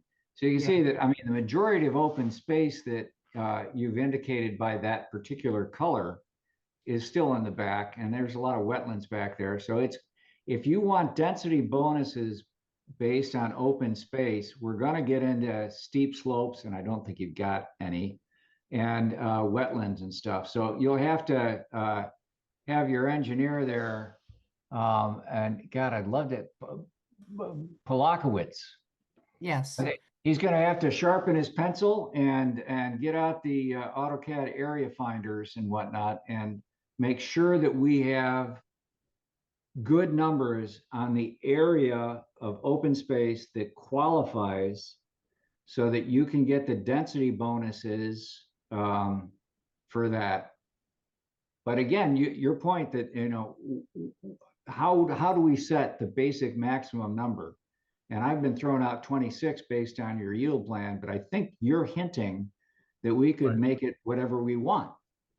And that's an important discussion. Well, I think it has to be defensible in the language of the bylaw. I mean, the reason there are bonuses in there is because we can't just say you must do 100 units. The applicant needs to request those bonuses based on the allowable criteria in the bylaw. Right, we did bonuses with the cottages. Yeah. Because the town wanted a smaller unit footprint and smaller units, etc. And But we have, you're right. But I space think, bonuses. I think Mr. Sarkis is hinting that we don't have to use the number 26, that we could arbitrarily say our basic maximum number based on what you've presented and what Mr. Sarkis is proposing is 30, not 26. Right. And I'm not arbitrarily, sure. but with reason. Yeah. Yeah. So I'm hinting that I'm surmising that the bylaw does afford you that, but that at the same time, to Ann's point, it would have to be defensible. Right. For the board to say the basic maximum number is 100 and leave it at that, is that 100 4-bedroom units, or is that 100 1-bedroom units? And I maintain that the 2 points are tied. Right. But right now, you're only looking for some sort of comments on 3 items, and whatever comes past that, you haven't presented here, and nor is there anything to discuss yet, correct? Correct. Right. I have not given you a Right. unit. When I Right, give you, so this is step one in a preliminary process. Right. It's not complete. So we've got stuff to nail down, Mhm. so that we all know what ground we're standing on. And then, that will then lead to John, depending on what we come up with, John's next steps will be dictated by that. Anything beyond what we're looking at right now is probably preliminary to a preliminary. Yes, so we'll get back to you on the basic maximum number authority, as you say, and the inclusionary zoning, inclusionary housing units and what the options are yeah, for providing those. Those are the two big ones that I see. yeah, Could I make a proposal to the board Of that, course. that Ann and I have a discussion and then figure out how to nail down this stuff? So that the next time we meet, the board will have everything in front of it that it needs to, in order to make the right decisions. Well, I'd like to hear from Chris. And then, maybe Rob, you and I can meet with Chris and we can, we Yeah, may so need the to, three of us, involve you town know, council and all, but right, exactly. So We'll that's try to have a ultimately group what it's that- leading up to. yeah, We may determine that we don't need counsel. We may determine we do need counsel. If we do need counsel, then there's a whole process we gotta go through a little. right. So I'm just asking, I think the Or- goal is that a subgroup comes Yeah. up with some right, actionable right. intelligence. Yeah, and I think that 2 Chris weeks should from be, now. Chris should be involved, yes, of course. As long as it's not decision-making. No, it's No, just trying to getting answer what these we 2 or need 3 in order questions. for us to take a decision. And That's we'll, good. For keep the the board. board informed in what we find out. Yeah, right. Part of our No, Packet for we're the not next taking any meeting. decisions. We don't have a quorum. No, that's not the idea. Right. Just to do this research on these 2 Right. items. Thank you. John, do you have other questions at this point, or is that it? that is everything that I need to know. Thank you. Good, all right. Shall we try to take this up again on January 20th? Is that acceptable to you for your schedule? For me, Yes. the sooner the better, yes. Okay, well, that's the soonest for us. Yep. Okay, let's Thank see. you, John. Yeah, Anybody else want to weigh in on anything while we're discussing this? I just want to make sure I don't screw up and insult somebody inadvertently. It's not Jean-Luc, it's John-Luc, right? yeah. Yeah, but. yeah, You but- got it. Yeah. Yeah, Okay. John Luke. The way Yeah. it's They took spelled they took the French right out of it. right. out of right, half of right, it. right. Although I have heard Yeah. John Sarkis refer to Jean-Luc, but maybe that's just John being playful. It is. Possible. It's always been that way. Yeah, he is. He's a playful fellow, huh? So, Ann, what I was talking about is, we're in public meeting. Is there anybody that's attending that wants to ask a Mhm. question? No, I about understand. this? Yeah. Any members of the public, or Tim, I see you've arrived, our associate member, who wants to make any comments? I have a question. Can you hear me? Just who is this? John Elwell. Okay, And it's not about this. I am technology not very literate. It took me a while to get to your website. And, Uh-huh. and that's kind of embarrassing on my part since I was a high school principal for 21 years. But I think we were number 1 on the agenda about Christopher or Chris Kane Elwell. yes, Right, yep. yes, Was, that, are there any questions you have for me, or was that approved? no, that was approved. We're sorry you weren't here. And I want to close with one thing. I Okay. am so impressed with your patience, your knowledge, and your working with people. It is so impressive. Thank you. Thank you. That's very kind of you. Yes, you can get in touch with Chris Riley, the planner in the office, and he can fill you in on any details, but there were basically no questions on your application. It sailed Okay. through. All right? Thank you And so I much. see that there's a Carl Mosley with a hand up. Yes. Okay. Carl? I appreciate it. Hi, this Thank you. is Carl Mosley, 175 Main Street. I'm an abutter to this project. I just want to say that I fully support John's project. I love the plans and I think it will be an asset to the town when it's completed. Wonderful. All right, thank you for that contribution.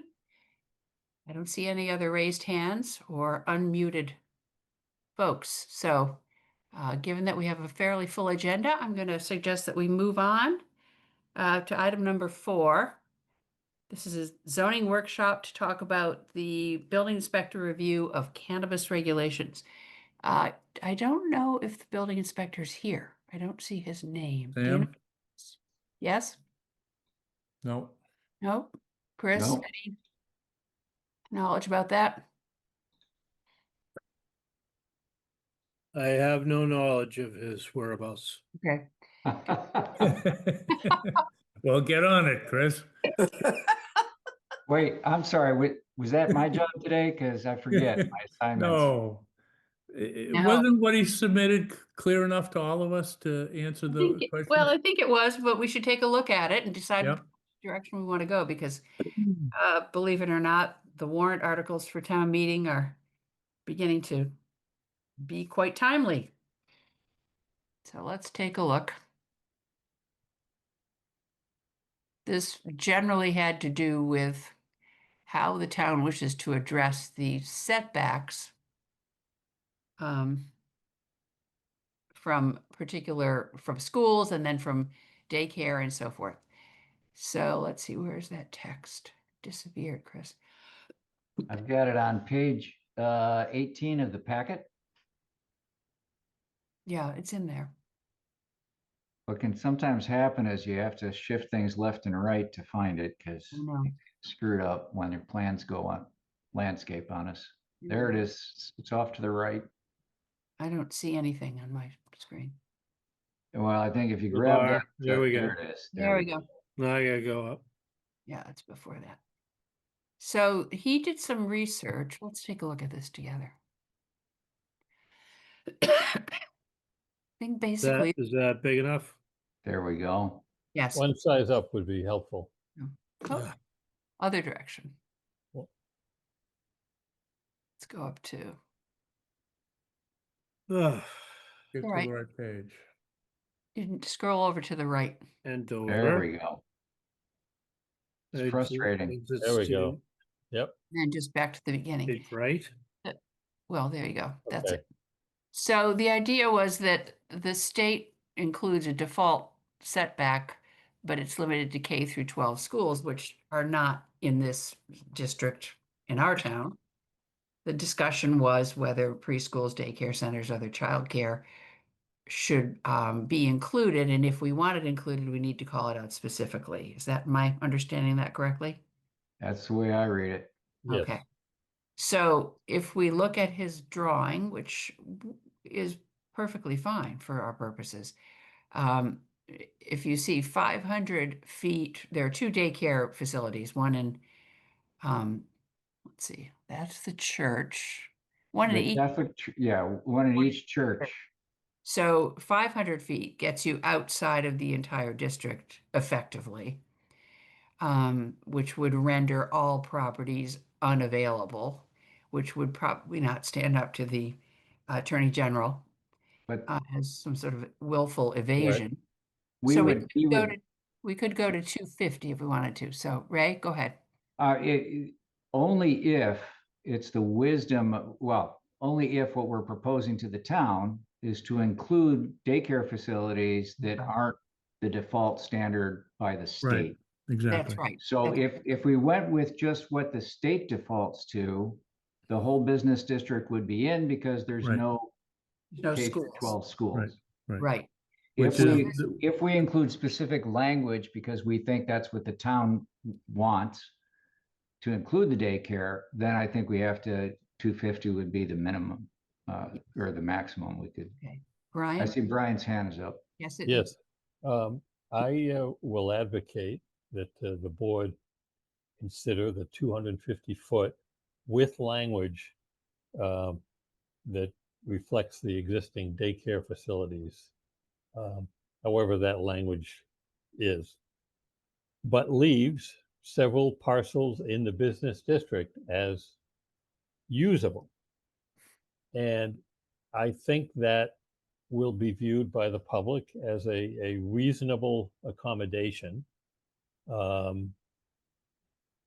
this. And I fear that if we defaulted to the 500, they're going to say, well, how come we have daycare facilities in there? I don't want a pot shop next to the kindergarten school. And I think that's a very reasonable question that some parents will come up with. They'll probably come up with and say, why do we have it at all? But that's beside the point. So I would hope that the board would, in its wisdom, go with 250 feet and the language excluding the daycare.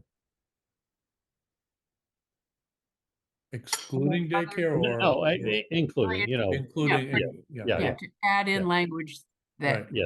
specifically Right. calls out existing preschools, daycares. Right. And I think we And- should focus on the existing ones. We don't want somebody to start popping up No. little daycare No, facilities all existing. Well, over. I think that Sam had said that would be the case, I thought he had said that it would not be that someone could then come in and take away the right to be Yeah, located. he's got proposed language. No marijuana establishment shall be permitted within, and what we're saying here, 250 feet of any pre-existing public or private school building Right. providing education in kindergarten through grade Right, 12. measured in a exactly. Straight line, bum, bum, bum. So we're gonna meet with the Purpose of select this board on this, bylaw- right? For the purpose of this bylaw, the term school does include preschool or licensed childcare facilities. So So that's we- what Sam is sort of throwing out there. as Right, potential. right. So we're gonna meet with the select board on this, right? I don't know that we need to. Oh, I thought we had made it a thing. Okay, fine. Well, I know it was talked about at one point, but I don't know that we need to. Okay, We could certainly let them know what we're proposing. that's what I would do, yeah. Yeah. They didn't, I happened to be in that meeting that they didn't seem to have a great deal of discussion on this, and there seemed to be a lot of balls up in the air on their agendas and Right, Yeah. right. But it to-do would- list. we should give them a heads up because I'd like to hear if they for the same reason you just said, a lot of balls up in the air. What happens in this town quite often is people don't weigh in until after something's done and then they Oh, yeah. criticize it, so. Yeah. No, always. So can we, I think there are a couple steps here. One step is to let Sam know, well, we can vote on this, but that the sense of the board is that the 250 is a reasonable setback and to accept the language that he wrote Right, that covers that. So I'll make a motion, or if you want a motion, I'll make a motion that we consider the existing childcare facilities of both churches to be a legitimate concern, and that we propose that the marijuana establishment be excluded from any place within 250 feet of the lot lines of either church. Something along those lines, language to be cleaned up by Sam. right. And lot lines are important because I think that's how. That's it's what actually Sam written. prefers. Yeah, he mentions that. Right. So we'll accept his proposed language. I like that approach. Okay. And then, I mean, the next step would be to schedule a public hearing, but we need to capture all the different zoning bits and pieces that we're going to propose at Springtown meeting and roll those all into one hearing, I think, right? Don't we have another one, the, what is it, energy storage regulations? Well, point of order, I made Oh, you made a motion. a poorly worded motion, but the idea was to include the childcare facilities at the two churches and I'll- use I'll 250 feet. second that. Yeah, I'm sorry. Yeah, I'll second that. Right, thank you. Uh-huh. Sorry. Any further discussion before we take? No, I would just add that going to Springtown meeting and, getting all ducks in a row, we should probably ask Merrimack Valley, through our capable, Plan. person in charge to, actually map this out for us. I'd like to see a map, not a hand-drawn thing, but Map, a yeah. real map. Yes, okay. Brian can get that done for free, I know that. Well, I don't know if that's usually Brian or if that's something that Chris takes care of. Chris, do you Yeah, talk to Chris. Kelly about mapping? You're muted right now, but I don't know if you can hear me. Usually the regional planning agency would prepare this type of map. Yeah, They would, but it has to be requested because I Have to sign request the it and request. you're trying to get it without them charging you hours. Yeah, That's my point. well, don't we have a certain number of hours that they owe Yeah, us? We sure. do. And you Oh, we usually do. try to save those for important things, no, not for no, it is, it's not a, to take an hour. Yeah, okay. whatever. Hey, Chris, is that something you can follow up on? I can. Great, thank you. All right, well, we have a motion on the floor. All those in favor? Ann Bardine, aye. Ray Cook, aye. Deb Hamilton, I. Brian Murphy, aye. Rob Phillips, aye. All right, good. So we'll ask Sam to incorporate the language. We'll get the map from Merrimack Valley. And I think it does make sense to somehow make this known to the select board that this is what we're Right. proposing. I'll have to figure out how best to do that, but that is not something that we need to do in the course of this meeting. There was another zoning thing on here, and if Sam were here, I was going to ask him about that. But did he give us anything? This is item 7E1. Anything about energy storage regulations? Is there more to be said about that, Chris? Or have we kind of told him we were okay? That's an item to be on the next agenda or future agenda. Oh, okay. All right, we'll do that. So just write that Were down. those changes to the battery storage or is this some different thing? I think the state has made a lot of changes to Oh, this. that's right. There were some changes to the Yeah, wording. Yeah. Okay, never mind. You're right. state driven. Yeah. Okay. Well, then let's go on. I'm going to have to just step away for a minute and go get some more water. I'm sorry, this Okay. tickling cough. Just sit tight. I can do that.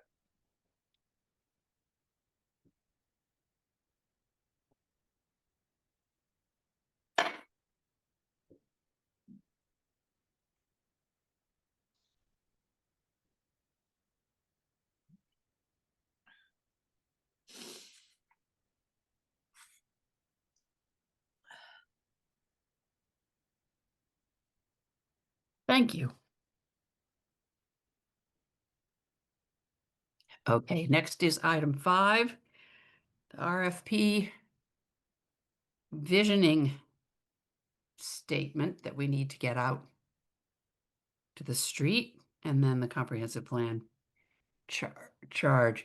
Chris, where do we stand? Oh, looks like Chris stepped away too. Wait for Chris to come back.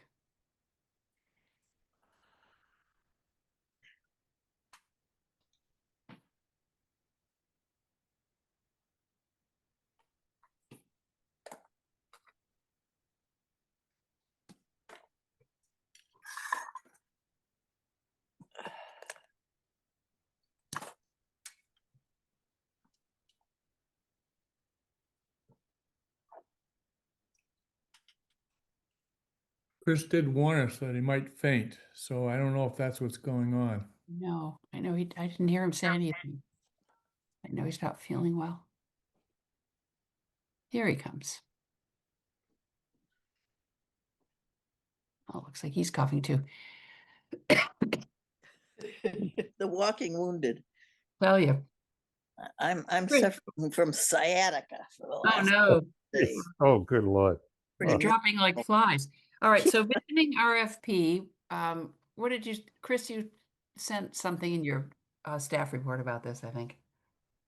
I'm still working on it. What I'd suggest is I just get it to Caitlin and because she's going to edit it for the procurement process anyway. So I think it's complete as far as the planning board is concerned. And let's just move it along so it can get advertised. Well, I had one concern last meeting where I wanted to see who and how the review of the responses is done. I would hope that if there's 3 people and one's Caitlin, the other 2 are planning board members. So I don't want that to go out and have it be that we're not well represented on the people who make I guess the final decision or however it's written. What does it say now? Don't know. Do you know, Chris, what it says as far as the review committee? It talks about a selection committee, and that would normally be determined independent of the advertising of the RFP. Right. But so that's an internal matter, and there's been some discussion.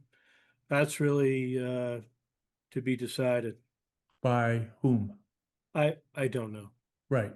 So that I'll tell you where my concern comes from is the last time I looked at something that went out, the three people that were involved, one was the purchasing executive or whatever Caitlin's thing is. One was a planning board member, and the other was someone who had really no involvement at all in much of anything. So I would like that clarified as to who's going to be on the selection committee.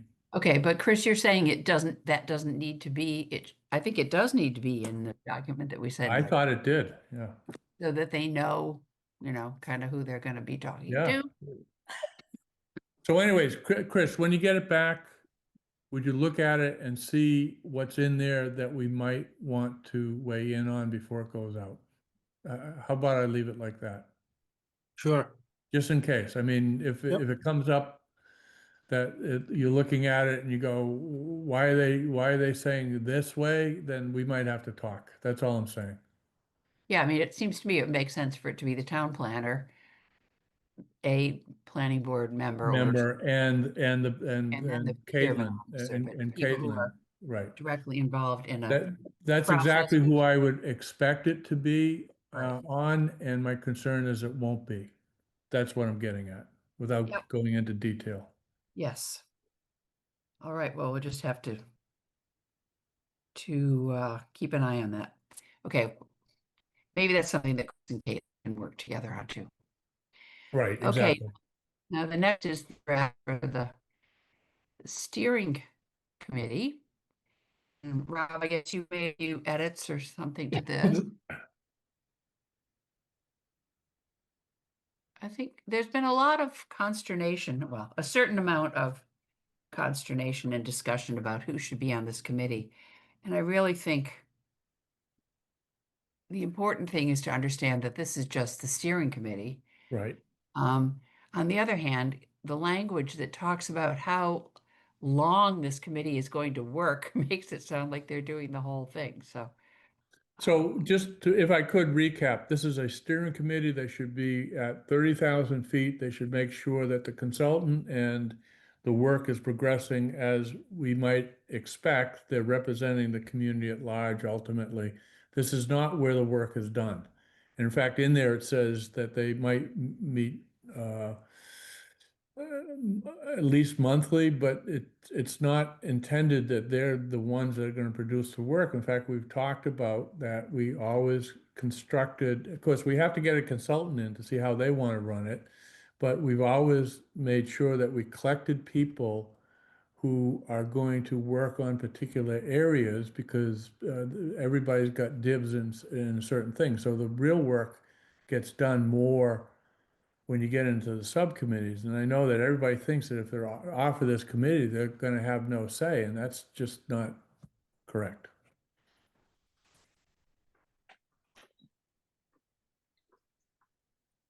And you're muted. I know. Where does this document need to go? What's the trajectory of this? It's us. We're creating it for us. We're So- forming the steering committee. So are we gonna wait and not do anything with this until we have a consultant on board and get I their? would wait until a consultant that we choose comes in, and then we'll show them what we've been talking about. And I mean, that's my inkling is that they're gonna have some input into They're this. going to have input. They're going to say, well, I see what you're saying, but on the other hand, have you considered this? I mean, writing stuff too far ahead of time Right. I mean, it's premature for anybody to be worrying about what this means until we get a consultant on board and we've actually accepted their proposal. That's my opinion. Other members, Brian, Ray, Deb, Tim? Ray, you're muted too, but you got it. Yeah, I agree with Rob on this. Okay. All right. Well, then we will say, we'll put this in the file and we will have it ready to go. And Thank you. initial meeting with the consultant, we'll get their Right. feedback. And we could go to this document and change it based upon what we Right. know later or feel later. That's all. I'd ask, I would remind everybody that the steering committee is actually just there to make sure things are tracking correctly. And it'll discuss the certain things that we must include, or we'll have the discussions of what to focus on, but this will not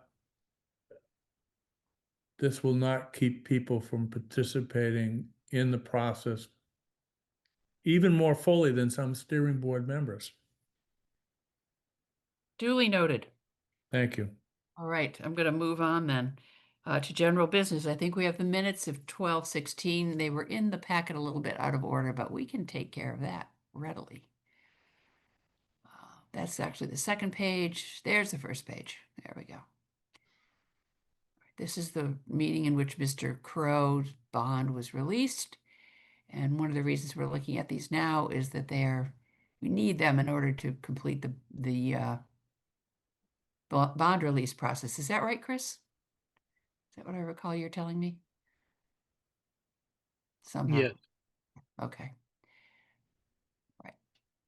People had a chance to read these. Yes. I got, at the end of page 1, Yep. the sentence doesn't seem to find its ending. The sentence. Yeah, but that's because the page is continued on the previous page. Not there, but this is out of order. Oh, okay. Out of Oh, order. that's it. Yeah, okay. Yeah. So that's page 1. Page 2 is atop it, if you will. It's not there. It's up, up, up, Yep. Okay. more up. Yeah, there it is. Yeah, Let's now see. it makes At sense. the end of that sentence, does that make sense now? Yes.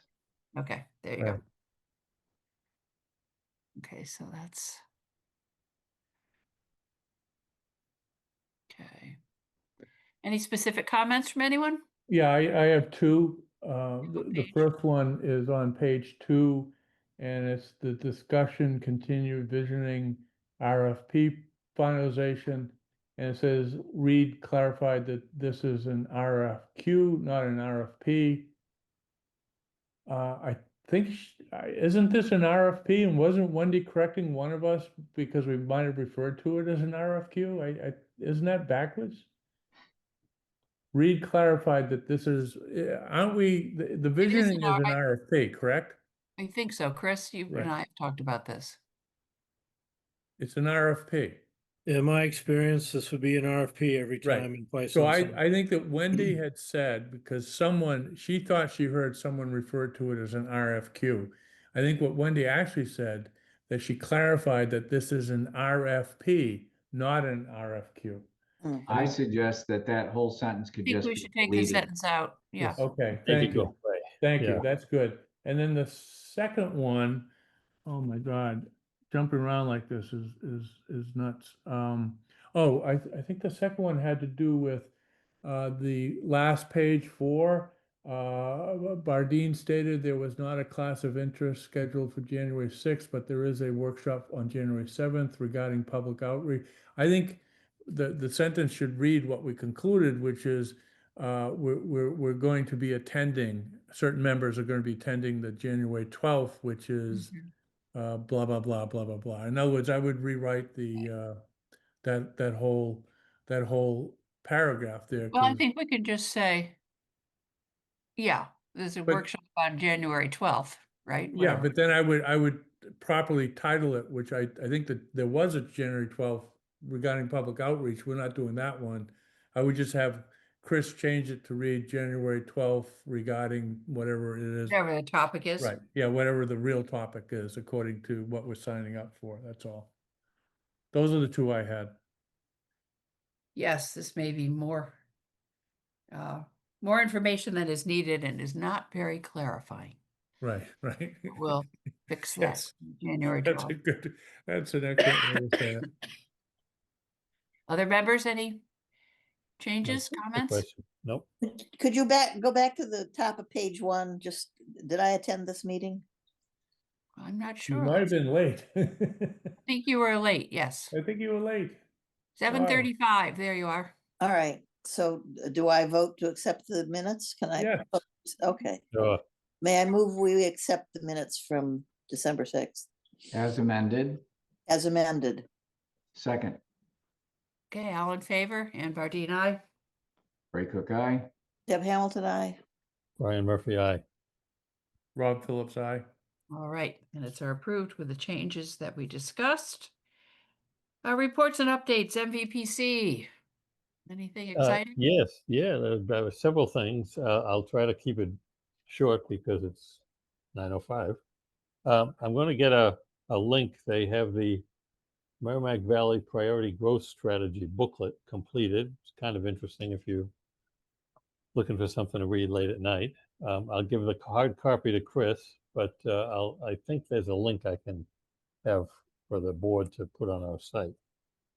And of other interest, we had a guest speaker at the meeting from the state, a Kurt Gartner, who's an assistant secretary for environmental policy in the Executive Office of Energy and Environmental Affairs. And he's talking about a plan that's underway that's called Massachusetts Integrated Land Use Strategy. And apparently this plan has not been updated since the Dukakis administration, which is a little worrisome in itself. And it covers 4 key areas: housing, economic development, conservation, and energy. And the idea is that the state now realizes they ought to be looking at all these areas somewhat holistically together, rather than, oh, it's all about housing or it's all about energy and solar farms and whatnot, particularly out in the western part of the state. Right, right. So he promised that he'd have some slides made available. I haven't not seen that link sent out to us yet, but I'll get it. It's pretty interesting. The state is developing a draft plan without a lot of local input, always worrisome. And this draft should be available late winter, perhaps early spring. Then it will be sent out for local commentary. He said the desire is not to be prescriptive, which is a little bit hard to believe if they're doing all the legwork. But the state understands there are shortcomings.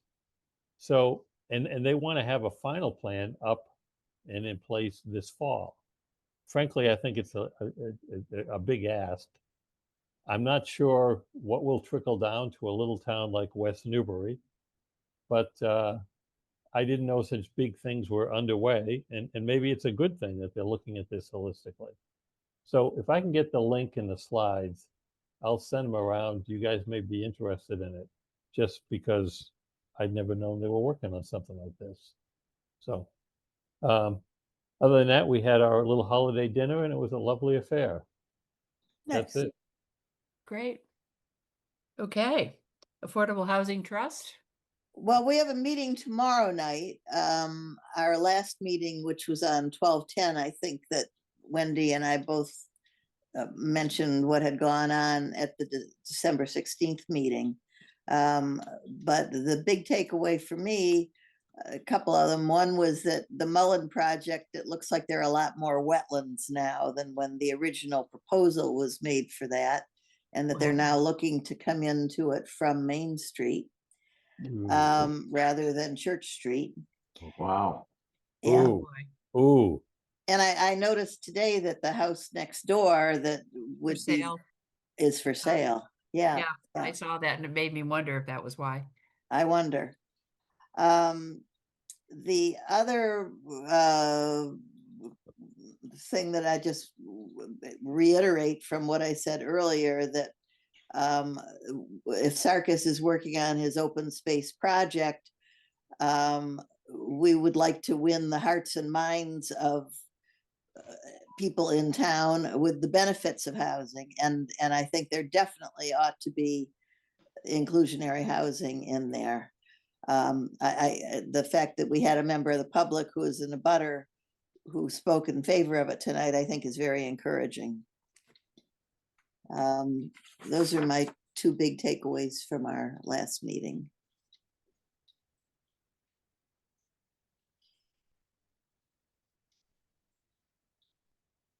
I don't know if CPC has met again, Ray. No. Okay. All right, correspondence. Was there anything? I didn't see it in the packet if there was. I think it's a sort of a quiet time of year, maybe. Nope. None, okay. Budget. Oh, I forgot about this. This is a big one. A lot of material provided by the town, but I'm most interested in our budget. Now That is this, our budget. yeah, there was just like 12 pages of Oh, background all that other stuff. on Yeah, the- geez. the Why do we, process, which why do we do that? I don't. It's just make work by somebody. and Yeah, we know. it's, Yeah. look Ray, at me, can I- I'm busy, yeah. Yeah. Ray? The only thing I mentioned here is I had mentioned as a possibility that we include a line item for legal consultation. Yes. Mm-hmm. So we have a line because- item, it used to have $1,200 in it, and I'm gonna make a proposal that we not increase our budget request above the 6,100, but that we move some money around from other places where we haven't been spending it at all, and end up with $1,200 back into professional technical recording secretary services. That's the legal line. Could we see the numbers again, Chris? I think it's rotated. Is it, wait a minute, it's the one you just went by, no, you just went by, but it's turned. Isn't this the current one, or is that the same as the one at the top? Well, that's not us. Oh, that's not us, okay. That's not us. So, Oh, it was the earlier That's a one, yeah. sample. So there was a missing document that Chris sent out to you. None of this is formatted well. I speak now as a former member of the finance committee. Yeah.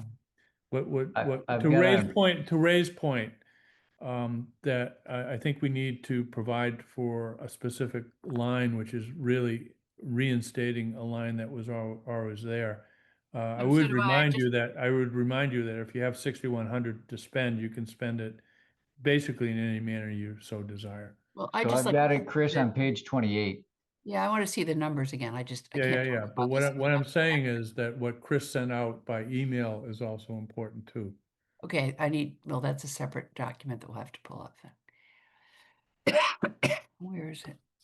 There it is. Okay, so we're in FY 2026 now, right? Right, exactly. So that thing. So this This is is old.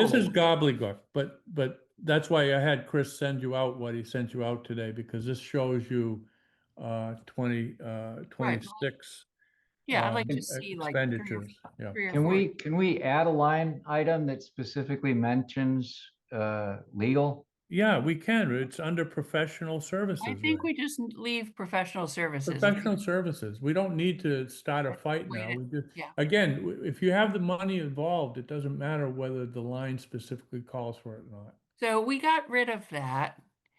but we don't have to. But let's just keep it in there. Yeah, right? yeah. So what do we reallocate to stay with it? So- 60? Well, I need to So- see the current, can you, Could- Chris, could are you I- able to share that one that you sent out today as a separate email? I think that's. It doesn't have this detail. It's Oh, not in the packet and I don't have it. Oh, okay. So, It was provided after I sent out the packets. Right. Gotcha. Interestingly, No, I but- know that. and, Yeah. and, and it doesn't have this detail listing for the 6,100, but you can actually see the detail. You can see that the number is the broken same, down there, 6,100. Here's what we're gonna propose. Could you allow me to reformat between these two pages and send it out for our next meeting so that we're looking at one document that's current, and you can look at it normally like we do at town meeting. Because Yeah, it's if we have, neither if we one have of these, time. I mean, I'm neither one looking of at, these. I'm trying to see how this, oh, I see. We greatly increased the training education dues line And advertising. and advertising. So let's, if we knock those two back, we can just net our 1,200 out of that. Yeah, what I had proposed was if you're looking at the original thing that Chris sent out, which is that last line, budget requested fiscal year 2026. Yeah. And by the way, we're not spending nearly towards budget. No. The one thing I would do is I would, they do salary anyway, so we don't have to submit that. The 6,100 propose stays the same, and I would allocate it by 2,000 for advertising, 200 for communications, 500 for equipment purchase, Right. 500 for materials and supplies, 500 for mileage travel, none of which we're going to spend. No. Then professional services, 1,200, which is to Ray's point, and then 1,000 for training, education, and dues, and the other expenses, 200. That Yeah. adds up to 6,100. Yeah, That's we Sounds what I good never, to me. yeah, I think that's fine. That sounds great. So I'll just put this in writing and send it to Chris, and you can Um, have it on one page. Great, Yes. thank you. Just Yes. a real quick question. I'm sure you know this, Rob. I assume that when Chris spends the evening with us like this, does he get an allowance for travel? Yeah. Because I You'd mean, if have he to went ask home at the Chris what he normal gets. hour, if he went home at the normal hour and then drove here for this meeting and then drove back No, home, he would that didn't. be- He's at home now. He's at home. Oh, he is, okay. Yes. I'm Yeah, just but wondering. to your point, Ray, traveling This to is and the, from work is not you don't get mileage for No, traveling to not and for from That's work. what I travel. thought. Right. Yeah, okay. Um,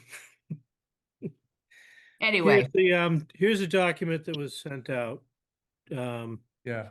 you that Okay. I received after the So, pack. Chris, I'm gonna send you something that'll be on one page that should suffice. It's what we just discussed, and then you can look at it. The one thing I would ask is, when you get into like, Chris, how's your computer running? Is the equipment good? Do you foresee any expenditures that we haven't maybe been doing over the past couple of years? Are you asking me that question Yeah, right now? yeah. Well, no. Think about it. We're not under the gun on this. We're 30 days ahead of what we need to be. Just you should be thinking about it's a little bit what Ray, how are you well resourced enough? Do you look around the office and say, you I know what? wish I I really-" had. Mhm. Yeah, exactly. Thank you. Well, right now on the West Newbury Planning Board page, there's no link to my email. I worry about things like that. Right, as I do too. So, but if anything that might impact the budget, you should be thinking about. That's what I'm saying. Okay. That's Yep. all I'm saying. And beyond that, those other things, yeah, I don't like the phone system doesn't tell me that I can get a hold of the town planner. It tells me I can get a hold of the planning office, and it goes to the land administrator. it So, does? yeah, What? so there's stuff back there that's a little disjointed, so. Yeah, that's a whole other set of it. Maybe that was forwarded if Chris was out. I've gotten him directly. By going to the switchboard and get it and. I You do. just dial his And extension. whatever it is. No, I'm not talking about that, Brian. People who Oh. do not know his extension, where do they end up? And what I'm Oh, saying is my sure. concern. Well, if you my- listen my to the con- directory, it says like extension, whatever, 125. And then, 125, yeah, and then, 1125. it- Yeah. yeah, whatever it is, yeah. Uh, And then there's answers. When And, when I call in and I go and I listen to the directory, the interface directory, and it goes through the various departments, Huh, my recollection is that it says planning office, and if I hit that, it goes to the land administrator. That's all I'm saying. It goes to Oh. Chris's point. There's Huh. there's little glitches around there that Chris might need yes, those are a problem. to get in place, and so we can help them with that. That's all I'm saying. Is that okay, Chris? Yep, that's fine. Thank you. Great. And may I just point of clarification on the budget? Yeah, So here's my concern. Let's say that we come up with something and we like a legal opinion on it, and for whatever reason, Angus doesn't think that that would be a good expenditure of funds, so he says, no, you can't. It, can we, if we just put money in this line item under consulting services and stuff, can we then come back to Angus and say, I understand that you're looking after the town's money, appreciate that, but we've got a line item here and we'd like to go to the lawyer based on this line item. Is that, does that work? No, I see Brian's that hand. that doesn't Brian has- work. Brian has done some research on this. Okay, Ray, I would love to do what you just said, but I did just a little Googling research, and you can probably do it probably better than me. There's a legal case in the town of Templeton about 20 years ago where it was determined that lawyers are basically an employee of the town and they're under the jurisdiction of the select board and or the town management entity, town manager, mayor's office, etc. There was also some AI detail that supported that particular opinion that stated in Massachusetts, the select board and town managing authority are the ultimate arbiters with lawyer expenses because they're considered an employee. They're not a professional consultant that planning boards would use from time to time, like engineers. That relates to the town council that they hire. Yes, yes. So It does not appear from my quick read that a planning board has the right to go directly and seek their own counsel. I would like to have a legal opinion from KP about that, so we exactly. right. can So end that ambiguity. I wasn't going to bring this up tonight because of the hour. Right. So Go so ahead. having a line item allows them to charge us back for the services because what they do is they complain about not having the money to afford everything. So we'll have a line item that they can charge us back. Okay, I think that could be a very good start. right. That's a for start. them. But I agree with Brian, and this is exactly a case in point.